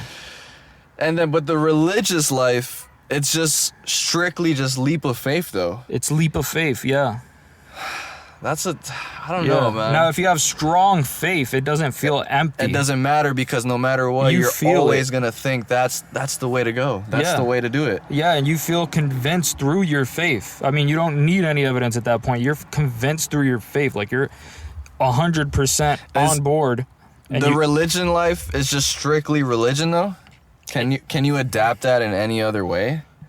Yeah, you can go with whatever is in the realm of whatever your religion is, per se. It could be anything, though. Well, for him, it was just Christianity. Right. I remember. Right. But yeah, basically, you have to go along with that. I put my own thoughts on, like, Let's hear it. On the aesthetics Let's hear it. of ethics. Okay. On how ethics can be beautiful. Sure. Right? And... basically, the way that I try to phrase it is that if you behave a certain way, it has a certain beauty to it if it's done right. If you have like ethical convictions, it creates sort of like this moral dance. Sure. Where you sort of feel like the beauty of your own actions, right? Like, all right, look 100%. That's why I was going to argue that a little bit, because I think you could feel good. Yeah. off. But see, this is where I call it, you know, the what do you call it? The aesthetics of ethics rather than the aesthetic life. Got you. Right. Okay, I see what you mean. Because you're getting pleasure out of doing there's a certain beauty. ethical choices There's that you're a beauty making. to it. Yeah, there's a beauty to being a certain kind of man. 100%. You know? So like I give the example of the Stoic where like for example the Stoic he has this ethical aesthetic and oftentimes it's beautiful, right? Where the Stoic says, like Epictetus says, immediately prescribe some character and form of conduct to yourself, which you may keep both alone and in company. So you're going to be acting the same way alone and in company. This is who you really are. There's no fucking around. Always? Yeah, this is the real you, right? Okay, I got it. So there's no act. It's real. Authentic to the bone, always. So be for the most part silent or speak merely what is necessary and in few words, right? It's like, don't be talking a bunch of shit that nobody gives a fuck about, bro. Bro, I could name a bunch of people that are like that. Jesus Christ. That's what I'm saying. And I gave like some characteristics here. Like the Stoic is not going to talk about someone behind his back. Respect. He's not going to blame people or compare them because he's not going to think that he's worthy of just placing judgment on people like that. It's his responsibility. Right. It's about him. Who the fuck is he to understand somebody else's character? It's right? under his behavior, his choices. He doesn't constantly annoy people making shitty jokes and then getting mad when people don't laugh at his jokes, right? He doesn't show off and act superior to other people. Like no matter how much status he has, he just doesn't do that. He doesn't get bothered when he hears that someone said bad shit about him.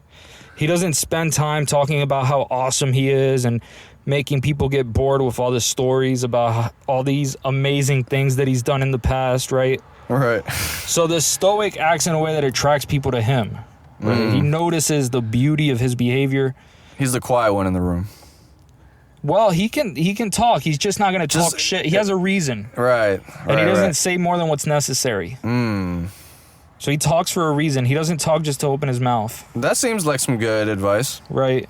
Yeah, it can save people a lot of problems. 100%. People fuck up a lot because of that. For just speaking their fucking mind a little too much. So he sort of notices like the beauty of his behavior, right? And other people notice it as well. Definitely other people, right? For sure. But he does it because to him it's right, and he enjoys the beauty of being a Stoic. He doesn't. Right. It's not about clout chasing. It's not about. It's not about the attention he's getting. It's not about none of that. It's about what's right and what he believes. That would ruin it, right? Right. Because how can you stick to that sort of conduct if you want clout? You'd be acting like AOC, not like a Stoic. Yeah. You'd be on some aesthetic life shit. That's what I'm saying. So to move beyond that, you would have to say like, look, you don't feel good or bad about how others react to your behavior because you maintain the beauty of your behavior at all times. You stand 10 toes always. Yeah. No matter what. So whether he's alone or with other people, he's not acting like a character. He's acting the way he thinks he should act. No matter what. Right. In accordance with nature and his own reasoning capacity. Right. Right. So reason, here's my big opinion, is sufficient to decide right and wrong together with aesthetics. So reason is enough to decide what's right and wrong. Sure. I mean, I talk about religion and why I don't think that's enough. You don't think that's enough? No. So you don't agree with Kierkegaard's? I'm saying if religion were enough, different Christians would have different, you wouldn't see different Christians with different morals. And there's a lot of those. There's a lot of different sects of Christianity with many different interpretations, and many Christians disagree about certain ethical standards. And, between their own... Yeah, and they debate the meaning of biblical text, right? 100%. And so then I think about, like, what would the opposite of a Stoic be? What would be, like, a ugly of a disgusting? Like, the opposite of beauty. Something that's ugly and disgusting. What is ethical ugliness? That's a good question. Right. No integrity. And I try to start, maybe it's not a perfect one, but it's like the idea of someone who's sort of the opposite of a Stoic. So here's a person who hasn't considered how he's going to behave when he's alone or around other people. This dude is a disaster and people dislike him for that reason. So he speaks as long as he wants. He cuts people off. He doesn't say shit that you care about. He needs an entire paragraph to say something that could have been said in 3 words. He talks behind people's back, He doesn't like the way that he acts, and he feels bad about the way that he acts, but he keeps doing it. He disrespects and judges people. It's very easy for him to get angry, for him to get sad, happy, or any other emotion, right? He thinks the outside world is what controls him, and he doesn't think he can control his own behavior. Yeah. So there's no sense of responsibility. He complains about other people. That's a wild man. Well, there's a lot of them. That's got to lead to mental issues at a certain point. Yeah, or it's probably because of those mental issues, right? Like, who the fuck knows? Yeah, because that sounds like a disaster. It sounds like it sucks. That sounds like, right? Not to be a dick, but school shooter, just like, can't take it anymore, about to just... Or just crackhead shit. Mental breakdown. That's what I'm saying. 100%. What would that even be? I mean, that... Oh.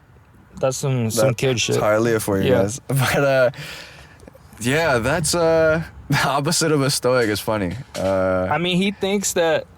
How to put... All right, like, he complains about others, right? Right. He complains about his problems, about how his life turned out. Right. He thinks people should be like... They should feel obligated to listen to him. Oh, God. His ethics are, like, unclear to him, and his behavior is disorganized because he doesn't have a solid idea of how he should act. Right? He hasn't taken enough time to consider that shit. And so... This is something that is needed in life. As you grow up, you probably do this subconsciously. Yeah, and hopefully, right? I mean... Hopefully. I mean, some people are slower than others, obviously. Right. Yeah. But, I mean, as I grew up, I definitely... You start considering things differently. And I'm aware of social clues. Oh, yeah. You start taking hints. You start taking hints. You start... Bro, I remember when I was super young, I used to be, like, so fucking loud. Oh, me too, bro. Like, I was annoying as fuck. Yes, bro. Like, when I look back in hindsight, the shit I used to be on with my brother. Yeah. Like, I used to be so annoying. And then I realized when I grew up, like, just subconsciously, or like, I would think about it. I'm like, dog, why would I do that? Like, and over time, like, and it's crazy because I see that shit in people and they're like almost my age. And I'm like, bro, like, you need to like wake up. Like, but obviously some people are just not good with social clues or like they're not just socially aware of their surroundings or like... I agree. I mean, like when I was young, one of the issues I had like similar to that, like your thing was like loud. I was loud for no reason. I had that for a while when I was younger, but then I fucked up and became too quiet. So I went like the opposite of that. Dude, same. Right. That would happen to me too. Yeah, dude. You got too socially aware of it and was just like, I'm not saying shit no more. Like I got fucking, somebody roasted me or like. And then there was like no balance. It was just one extreme to the next. Yeah. So it definitely, your environment definitely huge factor to it. Here's part of what contributed to that silent shit though. I used to have like this, I used to be the clown character. So like the person that would make everyone laugh. Would be you. But I would not know how to be fucking serious about anything because I was completely aesthetic. I was thinking to myself, like, when I would see people, like, acting very seriously and, like, if I was in school and, like, there was some girl, she was, like, getting her pencil and sharpening and everything was, like, mad serious, I'd be like, what the fuck are you so serious about? Don't you know they're gonna fucking bury you one day? Like, what are you doing? That's why I like some of the aesthetic life, though, because I feel like you need some... That was the aesthetic life. Yeah, because we were younger, too, but I feel like you need some of the aesthetic life in you though. Oh, you can't abandon aesthetics, right? Because then it's impossible. There's nothing that gives texture to like the meaning in your life. True. Like it can't just be some fucking spiritual thing that goes on forever without any beauty. You know, if it's spiritual, it has to be beautiful. There's something about it. Like the aesthetic life could lead to like, I feel like social media is just screams aesthetic life. Oh yeah. No, it's all over the place. But it's not just that. I mean, like, for example, when I told you about being a clown, right? Yeah. When I told you about being a clown, like, here's one thing that happens when you're young and you play that role of the clown, right? Especially if you don't know how to turn it off because you want people to laugh and you want to have a good time. People will not take you seriously. Yeah, that's the thing. Right? And then you get clowned. You become the joke. You go from saying jokes to becoming one. Right? There's got to be a balance. Yeah, and then people don't respect you. That's why and in school and shit, like obviously people would love the class clown, but after like the third week of you doing the same shit, it'd be like, shut the fuck up. Yeah, we're gonna throw hands. Like, just shut up, bro. Like, so I see, So this is sort of my way of like separating the beautiful ethics from the disgusting ethics, right?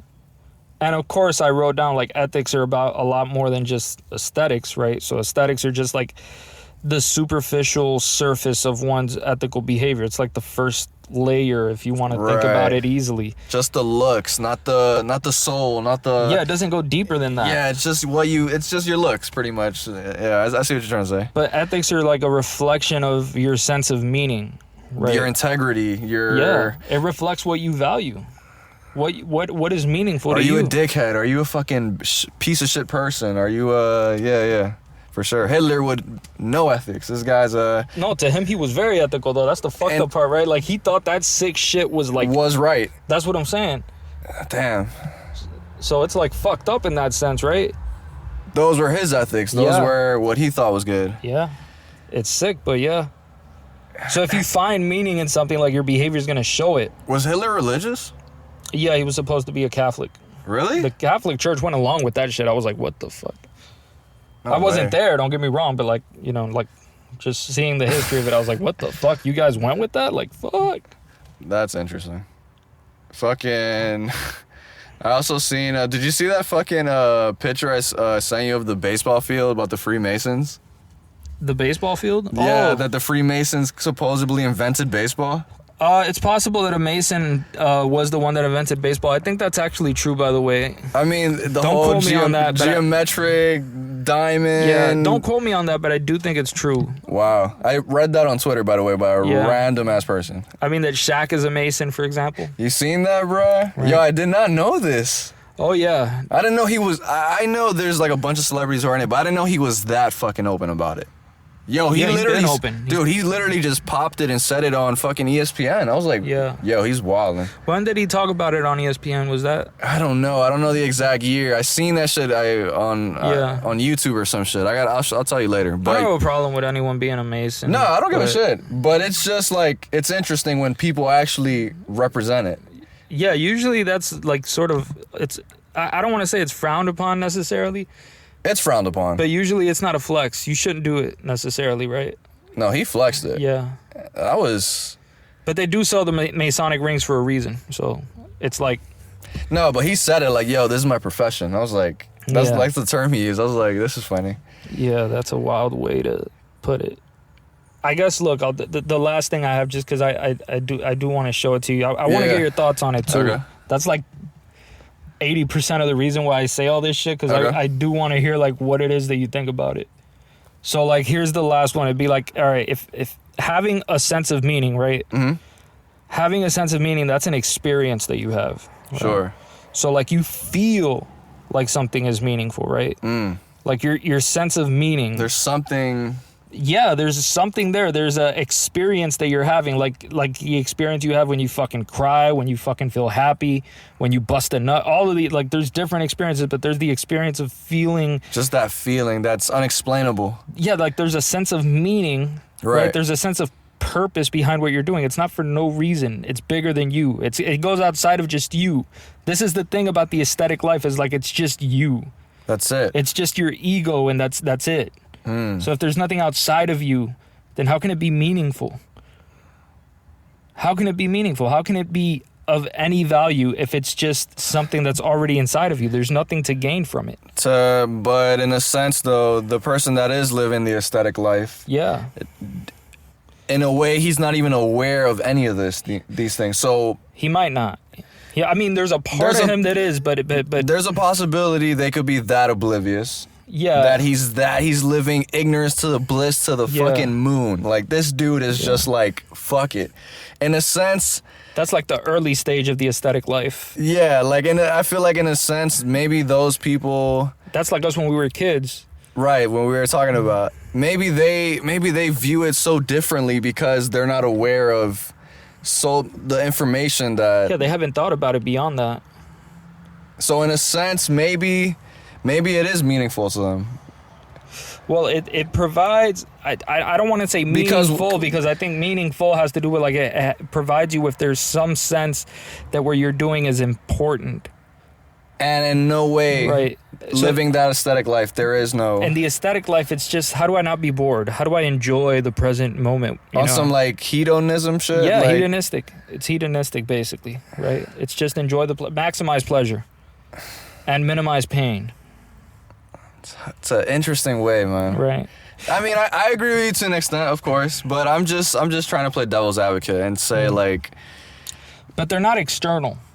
Like, this is the thing about a sense of meaning. It's almost like ironic, right? Because like your sense of meaning, you get a sense of meaning from considering that there's something more important than you, something outside of you that's more important, or something inside of you that connects you to something more important, right?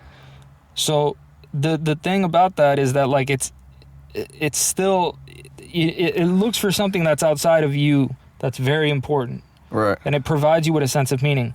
But it's internal, that sense of meaning. For sure. In other words, nobody can see. Nobody can understand it except you. It's not like walking around with like some new Jordans where everybody's like, oh, he has Jordans. Nobody walks around, he's like, oh, that guy has meaning, and that sense of meaning comes from A, B, C, or D. Right. It's like you can only know it through the person's behavior. And even then, you might not know why you know the behavior, you just might not know why they're behaving that way. Right?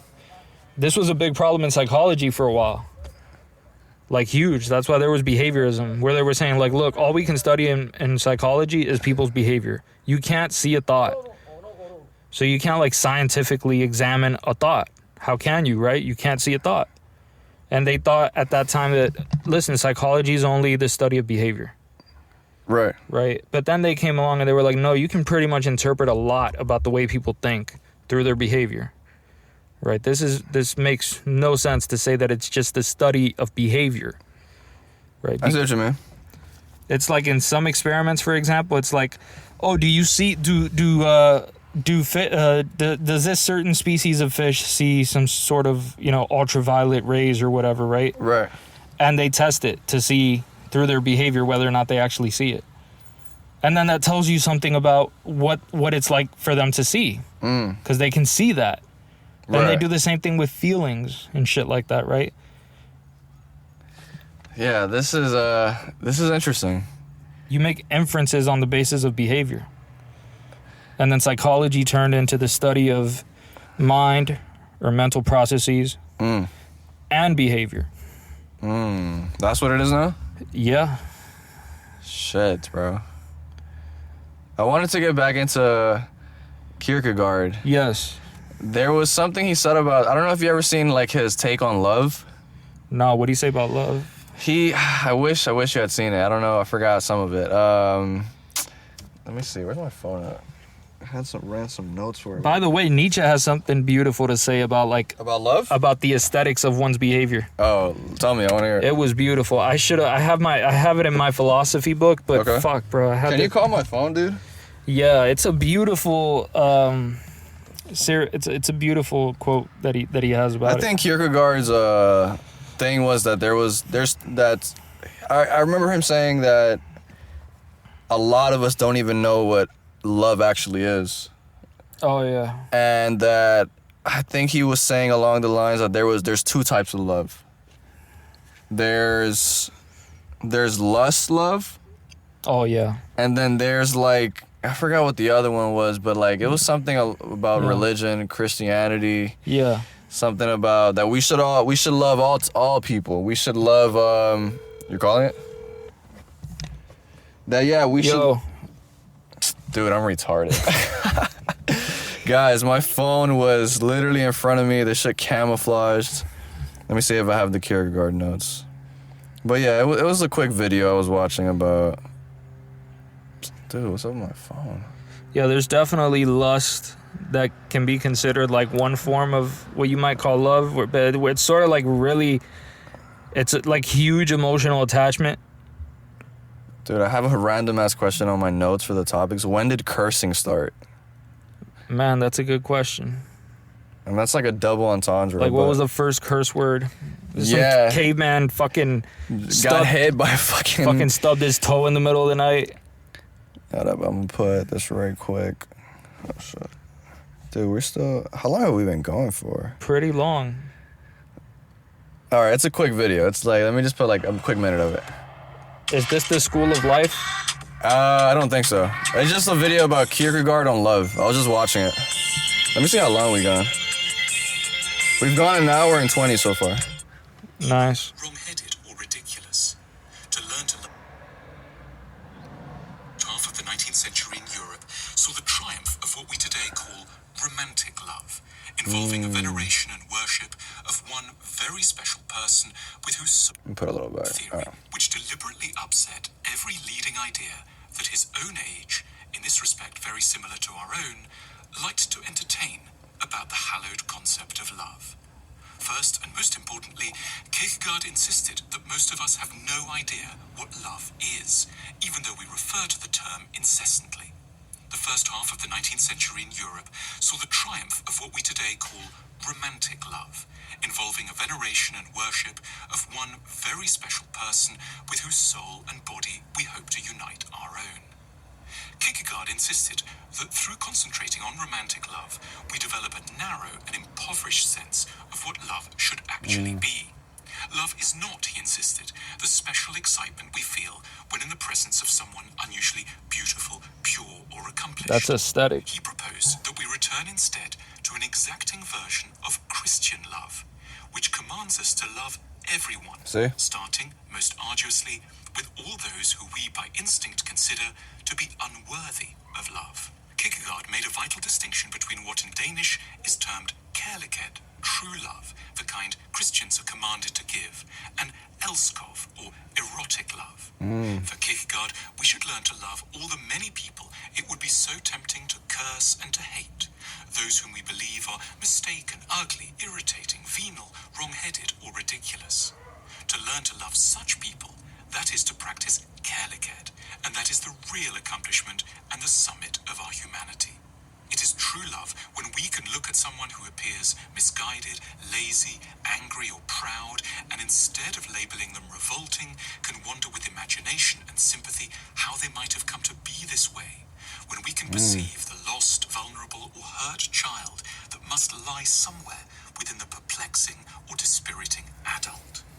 Love means making the effort to extend our compassion beyond the bounds of attraction so that we may look generously on all those we might at first glance have deemed beyond the pale or undeserving.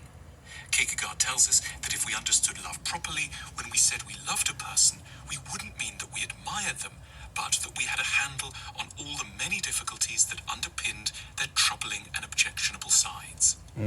Kierkegaard was especially aggrieved by how his contemporaries had replaced the Christian emphasis on forgiveness with the pursuit of something that feels a great deal more objective, hard-edged, and rational, namely justice.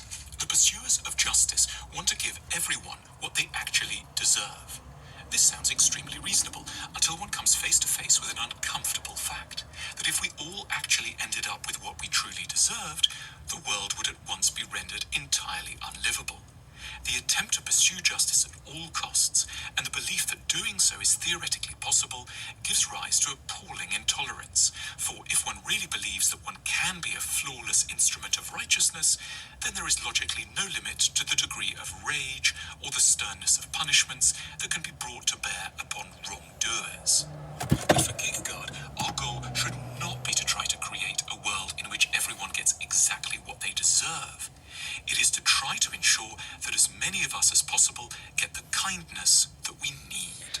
This motherfucker thought we shouldn't be going to court and shit, and there shouldn't be... Yeah, this is the thing about like philosophy where you end up in a situation that's Sounds a little dated. You're worried about what the world should be instead of what the world is, but you don't necessarily describe how to get there. What's your take on this? He believes that we should just love all, no matter... I think it's a good way of starting to try to understand people. Definitely. Because in psychology, for example, a therapist, right? My man was against cancel culture. Pretty much, dog. But a good psychologist, right? They don't... Think of the worst person you could. Think of a child rapist, right? That's a good one. If you were going to be a psychologist for a child rapist, right? Sheesh. You got to be able to... You would have to see that person as a person that you want to understand. And that means that you wouldn't judge. You think there's plenty of cases like that? Of people like that in psychology? Yeah. Shit. That's tough. Yeah, there is, but it's not necessarily that tough once you start to see it as like really understanding that, like, genuine concern, right? Genuine empathy, for example. Like Carl Rogers, the famous psychologist, he had this state of talking to people in psychology that he called a way of being. A way of just being with that person and listening and genuinely caring about what it is that they're saying. And then being able to sort of summarize it to them in a way where they can hear, right, an accurate version of what they told you and think about it. And you can go back and forth with each other and make progress if that person could just understand their own thoughts and reflect on them with a partner that's really good at understanding that. Right. So that was how Carl Rogers started approaching it.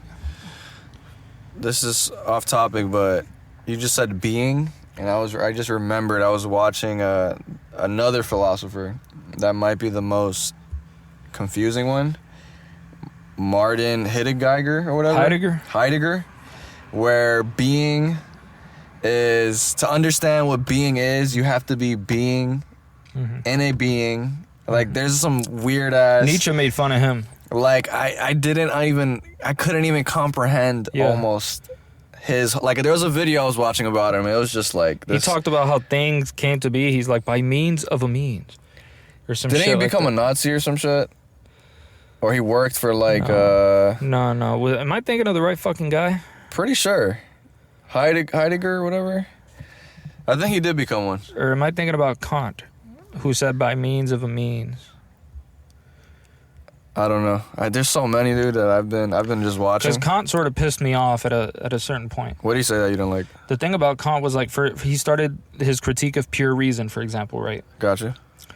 And the idea is he wants to sort of save Christianity. Okay. Because he's very Christian, his family's very Christian, and it's like reason is sort of getting in the way of it because we have all this empirical shit and other science, and we're sort of like seeing the way that the world works, and we sort of like don't need God for that now. And he's saying, like, hold the fuck up. So he's like, hold the fuck up. Tone it down. This is all bullshit. Okay? No way. You can't just dismiss this through empiricism, right? Because, what, religion? Because it's based on observation. Oh, I know what you're talking about. Is this the guy that talks about pushing the cup and that it's not a fact, it's only... I think that was Hume that started that. Okay, all right, never mind. But the critique of pure reason does go along those lines. Because Hume's thing, I think, it had to do more with, like, causation. It's cause and effect. It's only because you did it at that moment, and it can't be proven because you can't prove cause and effect. It would be the sort of general idea. I gotta look back into them specifically because I sometimes get, like, for example, like some of Hume's idea, and Hume was big political philosophy as well. Yeah. But I want to get back to, I want to look at them. Go ahead. Because I don't know specifically, because I get them mixed up if I don't fucking like read more from them before I start fucking talking about them. But Nietzsche, I know, had a beautiful way of like dealing with it, and he was like, to him, for example, metaphysics pissed him off. Why? He was like, you're seeing the world, you know what it looks like, you're already in it. What are you bitching about? What are you trying to figure out here? Like, bro, worry about shit that matters, bro. We're here. Like, are you not worried about the real shit, like the way that you're gonna act in the world? Like, what the fuck is... Yeah. Like, what makes you think that you actually want to find truth? Why do you philosophers think that you're obsessed with truth, that your only pure reason for getting into this philosophy shit is to find truth? It's like, why are you fucking lying to yourselves? You don't want that. What you're doing, you're using the will to power. You're just fucking, you're trying to recreate the world in your own way, the way that you want it to be. You see it, or your biasness. You're fucking projecting your biases. So, technical difficulty. So you thought Nietzsche was one of the most well thought? Definitely, yeah. Okay. Yeah, and the part of the thing about him being such a great existentialist is he was not... He was okay, and he saw it as fit for him to ask the questions that terrify him the most. In other words, like, to go into, like... the ones that he was a little afraid to get the answer to. Yeah, he's like, if it's terrifying, go there, you know? That's a good way to look at it. And because to him, it's like philosophers haven't done this enough. And he says, you guys are too obsessed with reason nowadays. What you guys need is like some actual will, some actual thing that you can use reason to go after, because you people are fucking acting like peasants with books. Okay? Your reason, you're overrating it. You're overstating it. It's not really gonna, lead to the... And he ends up in a way where he just goes... First of all, Beyond Good and Evil is fucking brilliant. Like, the way that it starts, right? He just starts, he's sort of just shitting all over philosophy all the way to like his fucking era. And then after that, he shits on what back in the day they called psychologists, right? People who were so-called experts. Right. They were philosophers that studied the mind and all that bullshit, right? Okay. It wasn't psychology in any scientific sense. Right. I mean, it probably was, because it really did start in that era. It was just premature type shit, like pre... Yeah, it was. Okay. It was very subjective shit. It had... Anyways, he shits on the psychologist. He goes on and he keeps talking about like all of these different things that have to do with like the will to power, for example, was a big one. But he didn't want to reduce everything to the will to power. It's like people are sort of lying to themselves. His whole thing is about like people are fucking lying to themselves. They're self-deceiving. And why are they lying to themselves? They're lying to themselves because it makes them feel good? Yeah, they get something out of it. That's 100% true. They get something out of this self-deception. How many people out there that we don't even know are actively just doing that? Yeah, I think it's possible that all of us to a certain degree do it. Yeah, I mean, obviously all of us could do it to like some small, some extremely huge. I think so to a degree, There was you were talking about other philosophers, and I had a good thought and I just completely forgot. Who else did you bring up? I talked about Kant. Damn, there was something I wanted to say. I had a good ass question, dude. There was Hume. Hume. We were talking about cause and effect, and then Kant's critique of pure reason as well. Oh yeah, we were talking about Kant. Did we ever finish him? You were saying that he was like, yo, chill out, like all this science shit. Don't be just quick to dismiss it. So what he basically did was like create this, it was almost like this world of subjectivity, where it was like, you can't just dismiss it like that. My shit is just as reasonable as yours, because you have to sort of accept certain shit in order to get to the idea that the empirical shit is valid. Okay. So if you think about it, it kind of does make sense in a way. Sure. It's like, look, you have to sort of accept that your senses are accurate. Is he one of the philosophers that believe that to an extent about the whole like senses shit with like it could be perceiving? Yeah, it's one of the fucked up things. And in terms of faith, like look at Rene Descartes, right? Like Descartes, bruh, his trust in his senses was sort of backed up by faith. It was backed up by faith. It was like, God wouldn't lie to me, so he's gonna let me, observe nature and come to the right, reasonable conclusions about it. So like, it's not. I trust God, therefore I trust my senses, and I think, therefore I exist. The whole cup theory one.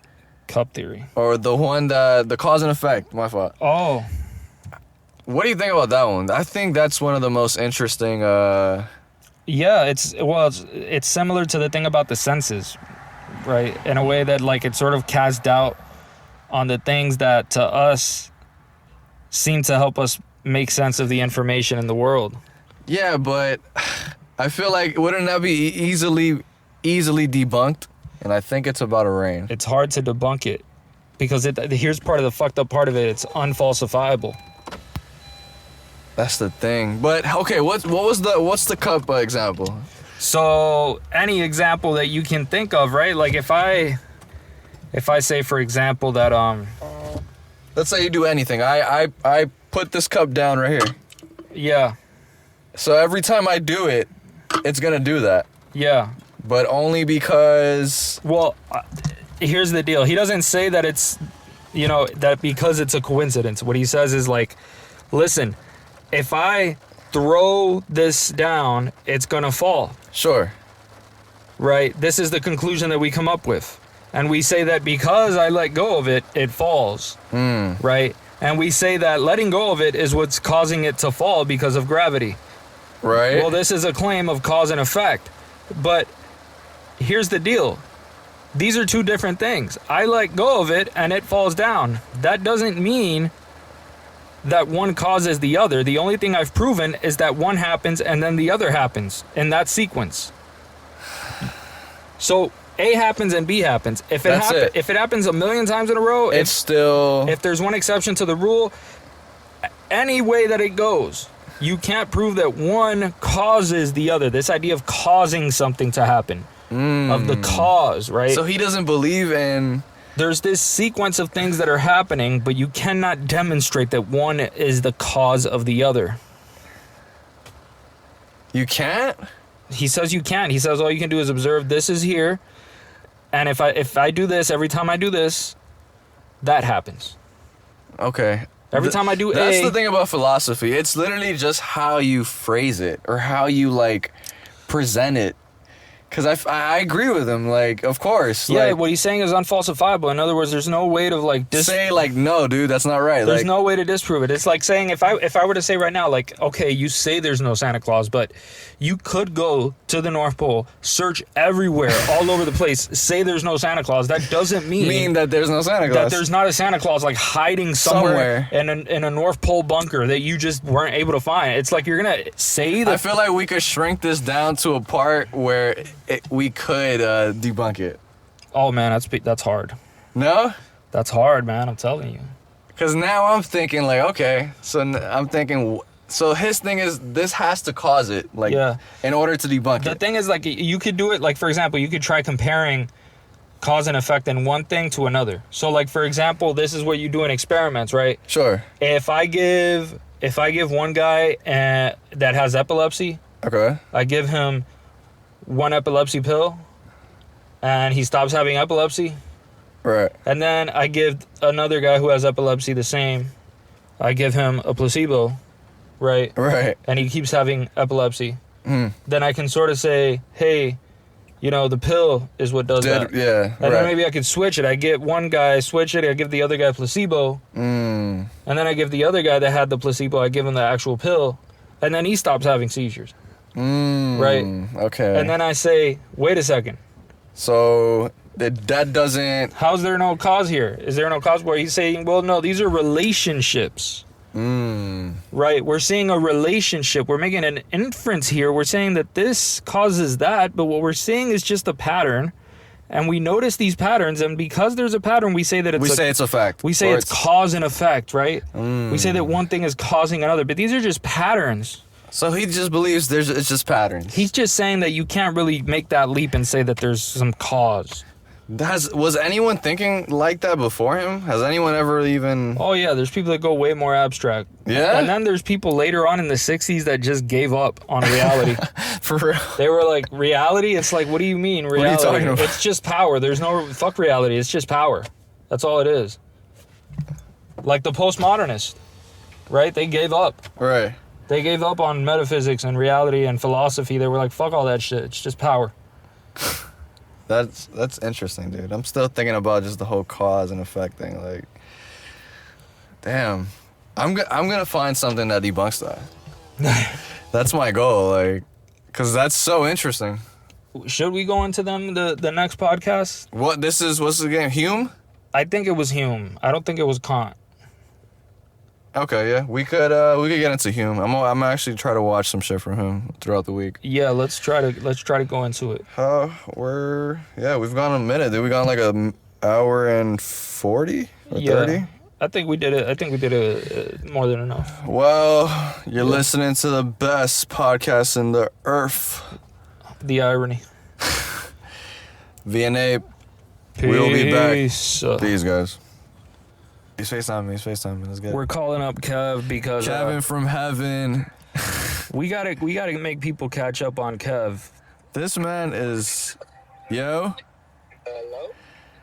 Guys, he is here on VNA. Kevin from heaven. Girls popping up. What you guys up to? We're here potting, bro. Talk to the people. Tell the people you. Oh, go ahead. What? I was gonna say that you have found greener pastures. You are not potting with us anymore because you are doing something, right? Yeah, I mean, I would pod, like, I'm in this call, but like, I'm like, what's the purpose of life and shit? So like life was kind of crazy in Miami, you know how it is and shit. And Yeah. like, I'm just gonna go for a walk, and I'm like, maybe I need my guitar, and I just kept walking. Listen, dog, if you go around the block, that's a walk. That's not no fucking walk, bro. Right. You're fucking doing some Kev, Christopher Columbus shit. Kev, are you actually walking everywhere? I mean, if I have to, I ain't gotta do what a man gotta do. You feel me? Like, luckily, I just like universe. So, Hold up, Kev. Hold up. On the group chat, you said you were walking to Orlando. Yeah. I'm over there. And we live in the Miami area, just for context. Yeah. So how long have you been walking, honestly? So like I walked increments of hours. The longest I walked. Okay, this is a crazy story. My homeboy gave me a ride to like the end of 75 in the station, right? And then my cousin was working at a factory up in Frostproof, and he's like, "Yo, I can pick you up if you just move up a little bit." And I'm like, "Bet I'm in this gas station. If I walk for a couple minutes, I can go to this Indian reservation." And I'm like, "Yo, there's full people, Everybody's carrying." So shout out to Florida man. He got another thing coming now. Florida man don't give a fuck. So it's dope, And then I walked to this road called Alligator Alley. Like I thought it was just like fancy nickname for like because of the shape. That's some shit to walk into. Bro, tell me how like I got chased by alligators, bro. You got chased by an alligator. No alligators. Oh, multiple. Bro, like I just saw the red eyes and shit, and like I would walk by like. Did you run in zigzags? No, you can't run in zigzags, bro. I heard. No, like they run faster than them, but like they're scared of the trucks because they're big and shit. So like they don't cross. Like I was in the middle of the road, and every time that we were close, like a truck just randomly showed up and like scared them off and shit. And, Yo, can we talk on regular phone? I feel like you're so low on FaceTime or whatever. Yeah, I'm low. All right. Yeah. Can I call you regularly? Yeah. Go ahead. All right, guys, we're calling Kev right back. So Kev is fucking taking a voyage through the earth. Kev is just going through life. I don't think he's walking everywhere, as he stated. Okay, recalling Kev, guys. Recalling Kev. Yo. Can you hear me? Yeah. Alright. So, yeah, but I just like, I realized that I like helping people, but like, I'm not gonna be somebody's slave, you feel me? And like, You just wanted to leave your house? Yeah, I want to be free, but like at the same time, like have enough bread to like, do whatever the fuck I want. Right. Yeah. So like I want to be like, oh, I podcast on Saturdays, I want to just be able to be there on Saturday, and then like, I don't know, go to Georgia all week and come back or whatever the fuck, I don't know, I take life too seriously. So like, I'm on a quest to being like a based life coach, like the bassist, like Snoop Dogg trying to like give you positive affirmation in the morning type shit, But like Snoop Dogg's on crack, but he's actually slow because he's on crack. So it's like, yo, yeah. Are you like looking for followers and shit? Huh? Are you looking for followers? Nah, I'm looking for leaders. Straight up. So how long you think you'll be doing this, Kev? Actually, I think I'm just gonna stay doing this because, like, I was thinking of getting an RV and then, like I don't know, a car I like and just, living wherever. Because, like, I don't know, bro. Like, we're meant to, like, have adventures and shit. I live in a box and, like, although boxes are dope, it's 8, How it's like, financially? How long would you be able to do this, though? bro, like, the studio. Remember when we had free reign? Like, Sure. I was able to, like, kind of like have investments here and there and like learn some skills and shit. So like, I feel like now I'm just teaching these skills, to the world. And I'd be like, yo, you don't have to work at Amazon. You could just like help other people. If I was a religious person, this would be called like ministry. But like, no, like I'm smoking weed, so like, no. Shout out to Jesus or Mushroom Jesus. Have you considered joining a cult? No. Like, I don't have followers. Like I don't. No, not you becoming one, you joining one. What cult? He said what cult? Listen, man, you gotta give me time to come up with the list. You know, I'm not. I'll be your favorite. Aren't we all?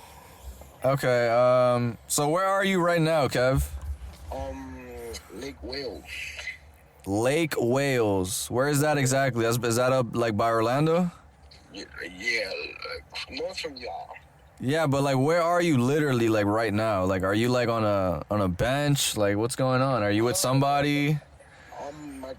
So my cousin picked me up. Oh yeah, so you said your cousin did scoop you up, I forgot. Yeah. And I'm like, he's dope, so he's, has his job and all that shit. Oh, so you're chilling with your cousin. Okay. Yeah, I'm chilling with my cousin, and then Okay.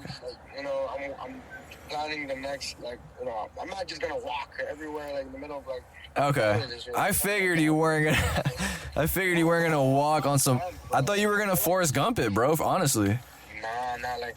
I mean, maybe once I levitate and have like how many hours and shit, then maybe. But until like I'm normal, Kevin, no, I'm good, bro. Like, Okay, but what's up with the music though, Kev? You're not gonna make music? yeah, I'm gonna make music. It's just like the whole thing is like a whole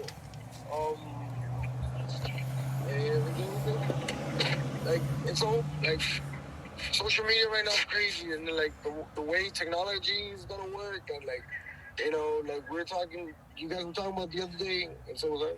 That video about like the Russian like just saying shit that's gonna happen, and like how like technology is gonna evolve and shit. Like we're being lazy. Like we're just asking and thinking and like just think like it's dope to think I'm a great thinker, but we gotta do now. It's not like like TikTok is really just like feeding on our kids. Listen, I agree with you, bro. I've been having feelings of not being complacent anymore and just striving to be the best person I can be. Like who are we paying, bro? Like. But we gotta be financially free though, Kev. We gotta do that first. But freedom is not free. Here he goes. The book, man, the book. Nah, that's true though. I mean, you need money to be The fucking book. So this podcast was provided to you by my tia Glinda and her awesome face as a god and shit. Yes. Respect. She hooked it up, bro. She cooks a thing, bro. She cooked fire, bro. Like homemade shit, like mom shit. So it's just. That's what's up, bro. Like that's what like this trip for me is awesome. You feel me? Like okay. As long as you're okay, bro. Bro, that alligator, like raised fear for me, bro. Like, what the fuck is fear? After that, bro, like, I'm like, I mean mug an alligator back to that wall. I'm like, nigga, huge dog. I had a pocket knife and a box cutter with my guitar. You based as fuck, Kev. Respect, dude. But yeah, bro, so you guys got any questions? Well, we were just checking up on you, dog. We're here podding. We're just, we wanted to let the people know what you were up to. Oh yeah, no. I mean, like you are part of the pod, We thought we update the audience. I mean, let's ask the audience, and then we'll interact with them on social media. Like, what should we do? Should we kind of an online thing? Maybe like even convert to video. I don't know. I feel like we need to interact with like people more because if we don't, like. I mean, we could pod like virtually, but it would be hard for. What do you think it'll be hard for you to like pod with us through there? I got my computer. Yeah, but how stable is that thing? It's just like 8. It's a little slow though. You don't think we need something like for like. I mean, the only thing I could think of if we would do that would be like Skype or some shit. We could do that. Like I'm really gonna. I have to figure all that out anyway. So like We'll figure out the logistics and shit later, dog. Yeah. But yeah, I mean, what are you guys gonna talk about today? We talked about some Alan Watts and what else did we talk about? Yeah, man, you needed to come, dog. You needed to be here. Honestly, like I needed to be here as well because think about it. If you guys are talking about Alan Watts, dog, like I'm really doing spiritual shit. Like, yeah, what Abe was explaining to me about Alan Watts kind of fits up your alley, bro. Like I feel like we're being like lazy. You're doing what you love, right? Yeah, bro. Like I'm proving to the world that like, yo, it doesn't matter. Like check this out. Like I was walking through Alligator Alley, right, and then I'm like, oh, okay, there's alligators, so I'm just gonna stay in the light, you know. And then there's like, it was like an Indian reservation, so like I was getting the gate, I wasn't gonna go in there because I'm like, You'll get your ass shot in there, maybe. Cops came like at 4 a.m. in the morning, a white one and like Latino, and I had drugs with me. No way. Like I went to a good school, so like I was just, yes sir, no sir, no. I mean, of course, being respectful.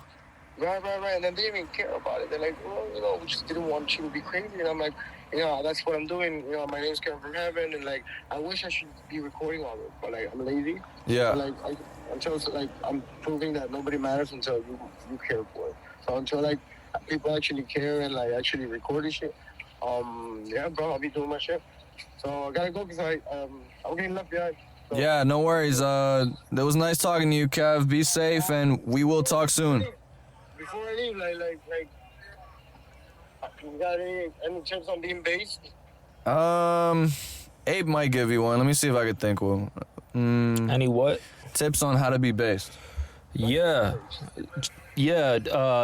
Don't try anything. Don't try anything that you're gonna try because of the bullshit other people want you to do. Right. So don't come out of the closet. Keep it inside and like be a man. All right. Only if you want to come out. All right. I mean, coming in as long as we're moving. But yeah, we'll figure out how to pod virtually, or you gotta get your ass back here. So. Yeah, bro. No, for sure. Like. Well, let's see how bad y'all want it. I'm gonna keep walking, and so I'm like, oh, okay, I gotta go back. All right, Kev. Yo, be safe, all right, bro? Yeah. Hey, don't drink and drive. You're spiritual. You don't drink and drive, my brother. Peace. All right, man. Dollar. Well, that was Well, guys, Kev. I don't even know what else I could say, dog. That was just. That was very based, yeah. Kev is on his Alan Watts shit. He's on an expedition, bro. He's on his Alan/Forrest Gump/ I don't even know. No way to put it, bro. Woodstock. Yeah. Whew. Well, I'm happy Kev's fine, so. No, me too, man. As long as he's living his life, man, and doing what makes him happy, bro, I'm not hating on it. He will be back, guys. He'll be back. We'll figure it out.